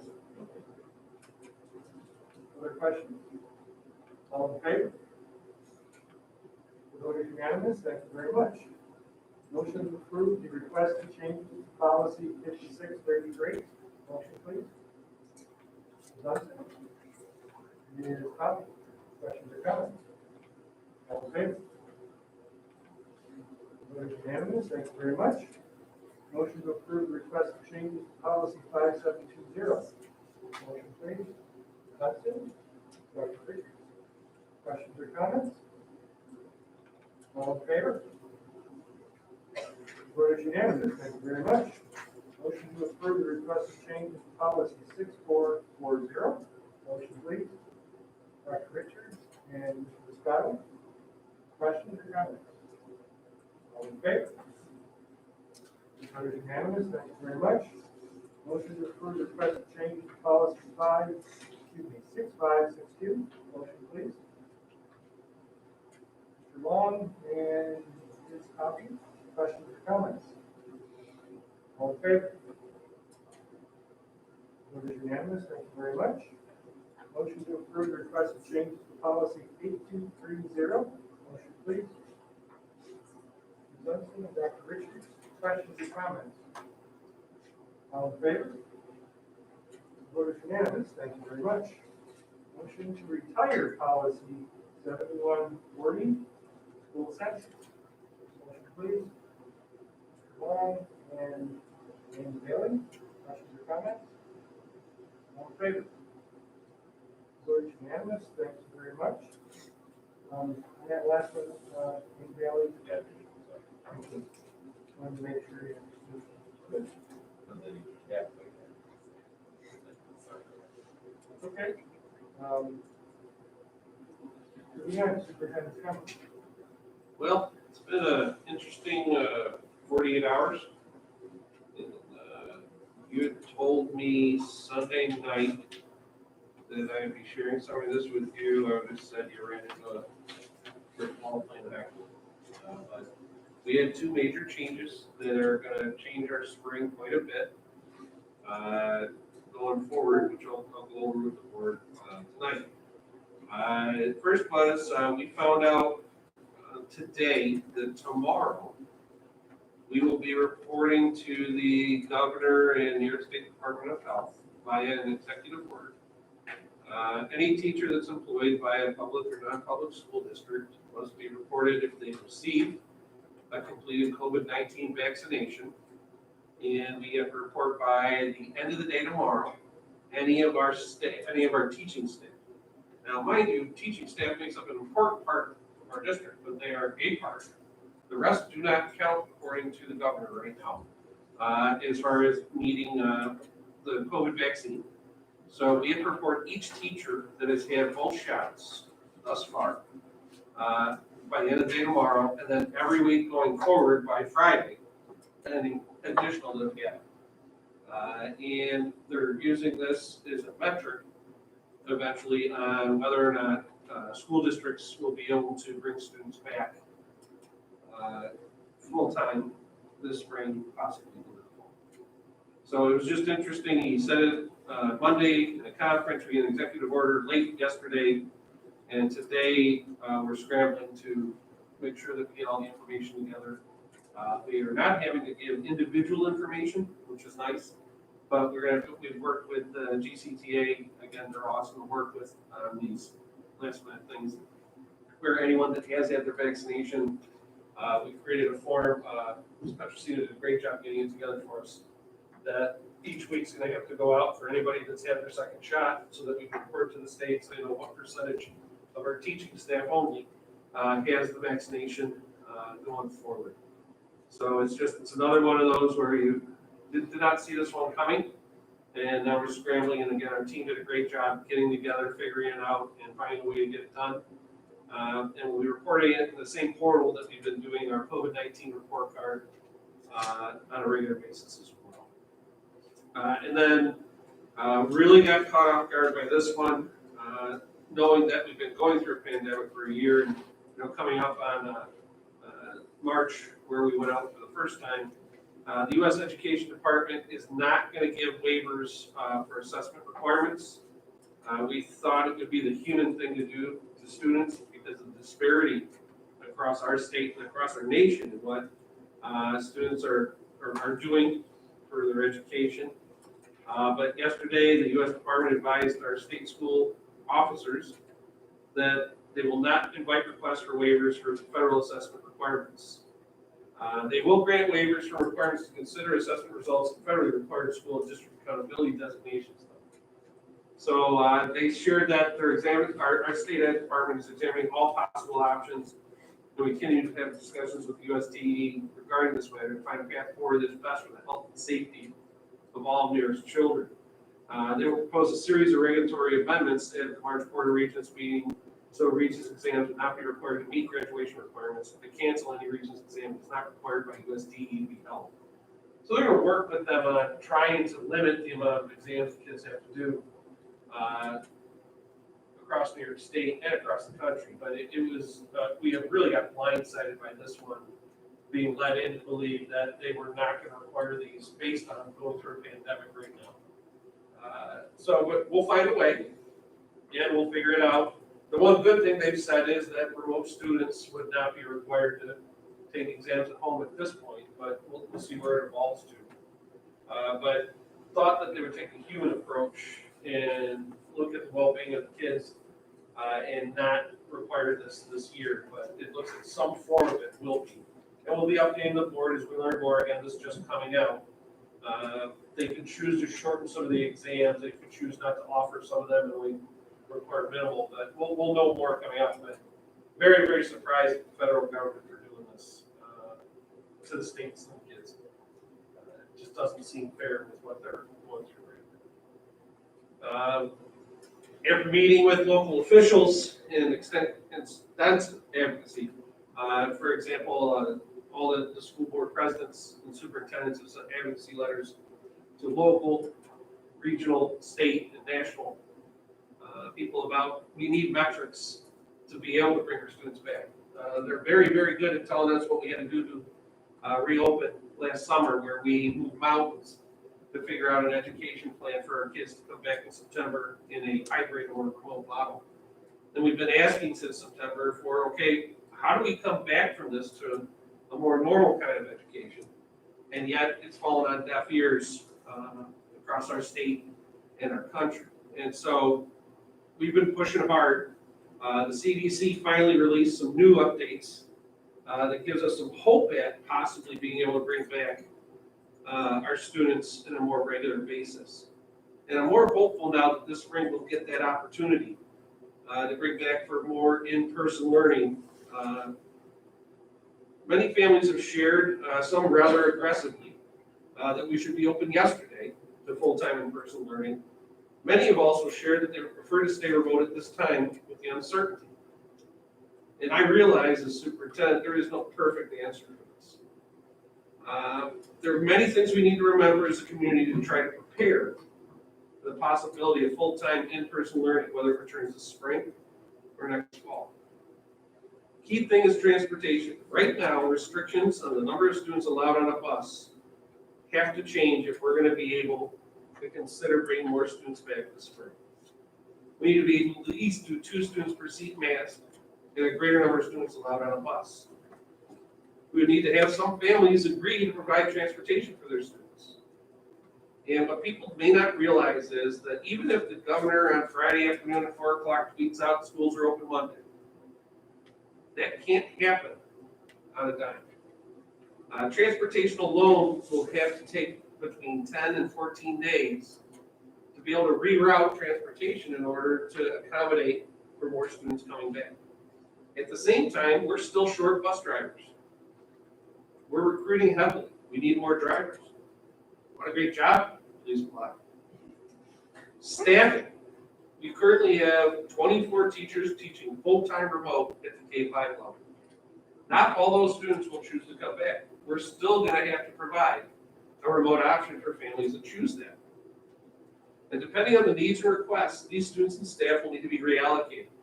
So the impact for those that are really pushing for us to come back sooner rather than later, there will be students that have to change classes, have to change teachers, have to change schools in order to make this happen. We also have to remember the impact of childcare needs for our staff's families that plays a key role in this. Our staff have had to adjust to this new way of learning, this new way of teaching, this new way of working. And it's impacted their families as well. And that will be impacted greatly by where our staffing and student choice goes. We recently put a survey out right before break that is due no later than March 5th that will allow us to look at placement of students and the staffing required to meet their needs. Schedules and teachers may change for students going to full-time or to remote only. Thus far, out of 3,600 possible responses, we only have 1,400. We need our families to complete this. The parents and guardians need to do this so that we can effectively plan, if the environment becomes right, that we can bring more back. We need to know how many people are still going to choose to keep their children on remote, which is their choice.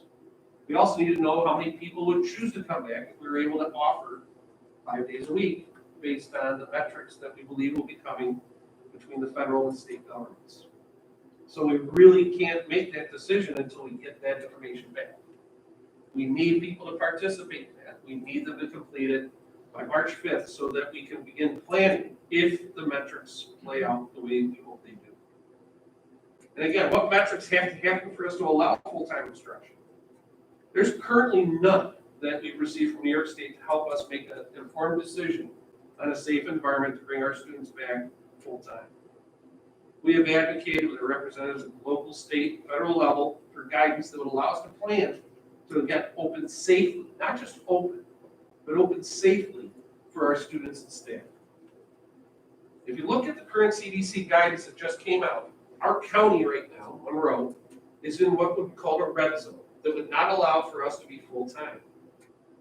So right now, they are telling us if we were to follow the CDC, that we could not have in-person full-time instruction. Our infection rate per 100,000 currently is 142 people. In order to meet the threshold for the CDC to say that we could reopen full, we would have to be down to 53 cases per 100,000. Now, I'm optimistic that we could reach this by mid-April. We are trending much better as vaccinations become more available and as people have become smarter in how to deal with this and being more careful, we're seeing it trend in the right way. However, the New York State Department of Health has to come out with the expectations for safe reopening so that we can follow them. If they follow these same metrics similar to the CDC, we could possibly open late April into May. But that's if they give us that guidance, that gives us the pathway to plan for it. Currently, there is no metric for us to follow in order to make that in a safe decision. They also have to come out with their version of the current guidance from the CDC. CDC came out last week. We should hear something this week from our state. If it's similar, but still requires 6 feet, we all know, based on the reports we've done with this board, we don't have the room to do it. But if they reduce the 6 foot due to low infection rates, we could potentially get back to full-time in person this spring. We don't have the space to do it if they keep the 6-foot rule in place. It's that simple. Vaccinations. Our staff need to have the ability to be vaccinated soon if they want to. The process of trying to get those right now is the Hunger Games, as I've heard it called. If you happen to get out at the right time, you get it. We've advocated, and the county has heard us, and each district is being allotted a small amount each week that we can get our staff vaccinated with. But with hundreds that need it, it's not happening quick enough.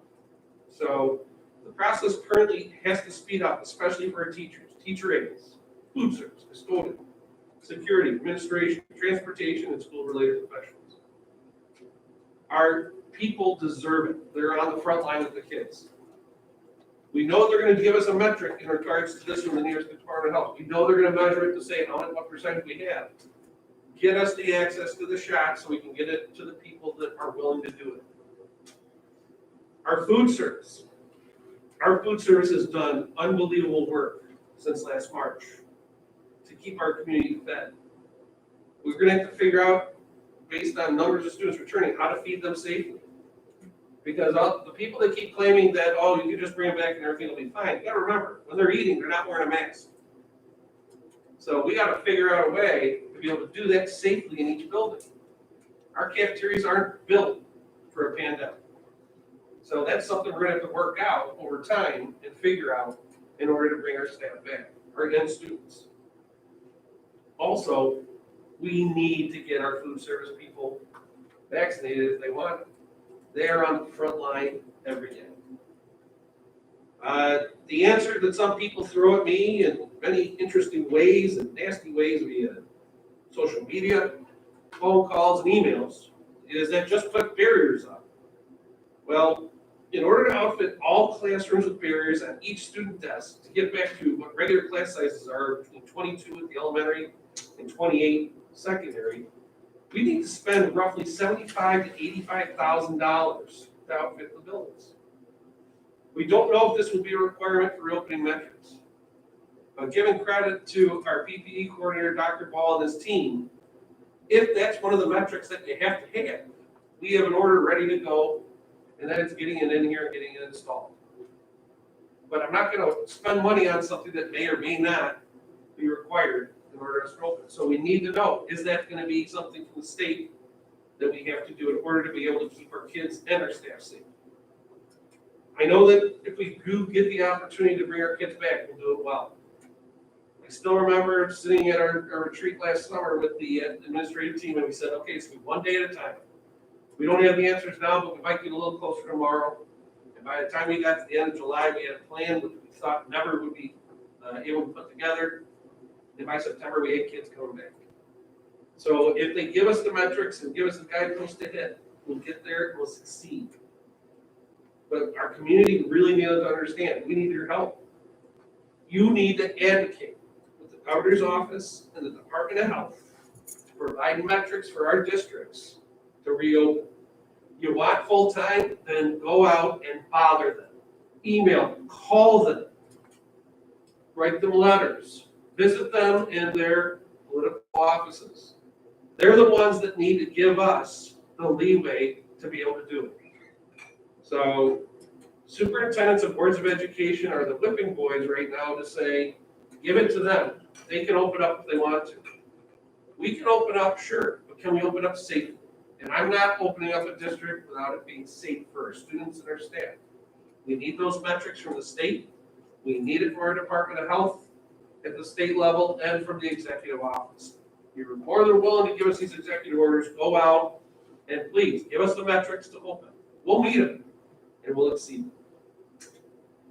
Lastly, I ask the families, please submit your student instruction choice prior to March 5th so that we can be prepared if we are able to bring our students that want to come back this spring. And I understand many families may choose not to, and that's okay. We will meet you where you are. And there are many families that would like to get back to somewhat semblance of a normal, as they call it, path to school. Once we do get New York State Department of Health and New York State Ed guidance on full-time in-person instruction metrics, I will hold a town hall meeting for parents so that we could go over the next steps virtually and share with them where we are. Because we can't plan for something that we have no metrics to get to.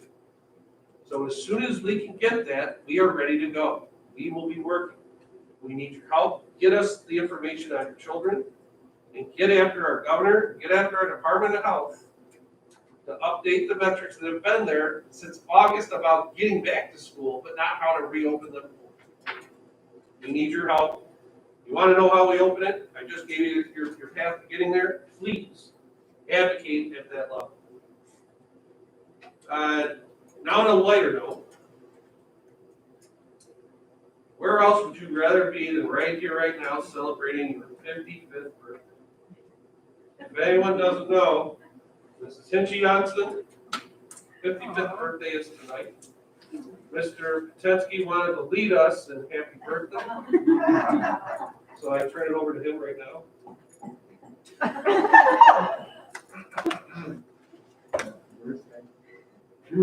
Happy birthday to you. Happy birthday, dear Johnson. Happy birthday to you.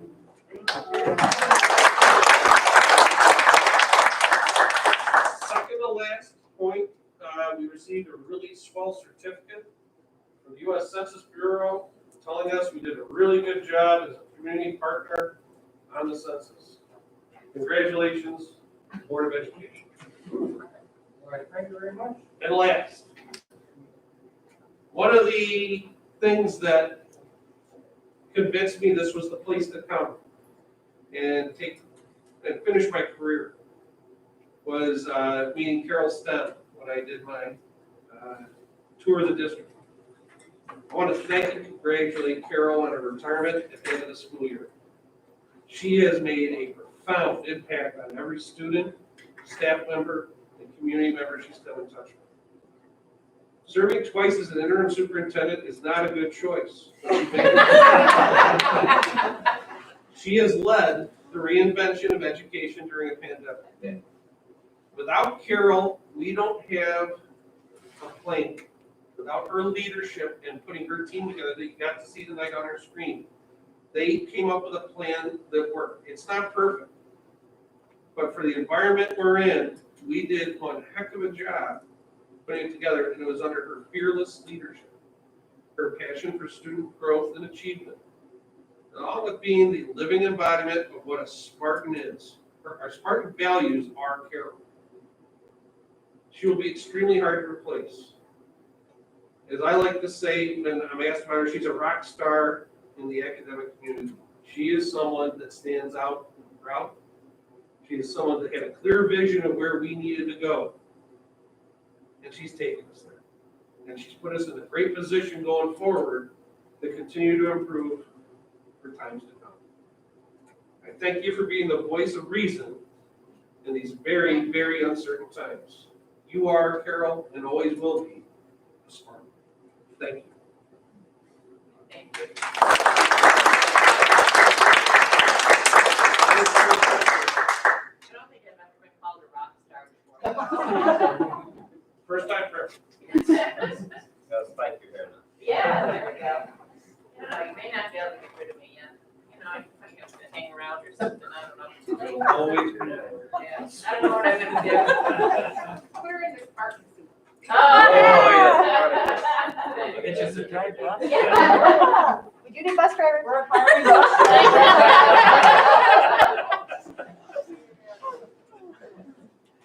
You're not gonna You consider just that? do it, you can just do assessments at the same time. No plans right now. All right. I got too much work to get done between now and next year. My final observations for the evening, Mr. Haley, is that the words common sense and government are maintaining their 6-foot distance apart from each other. And we need to get people to reduce that distance. Bring closer to the- That, motion to adjourn the meeting. Ms. Huntley and Dr. Richards, all in favor? Vote is unanimous. The meeting is adjourned.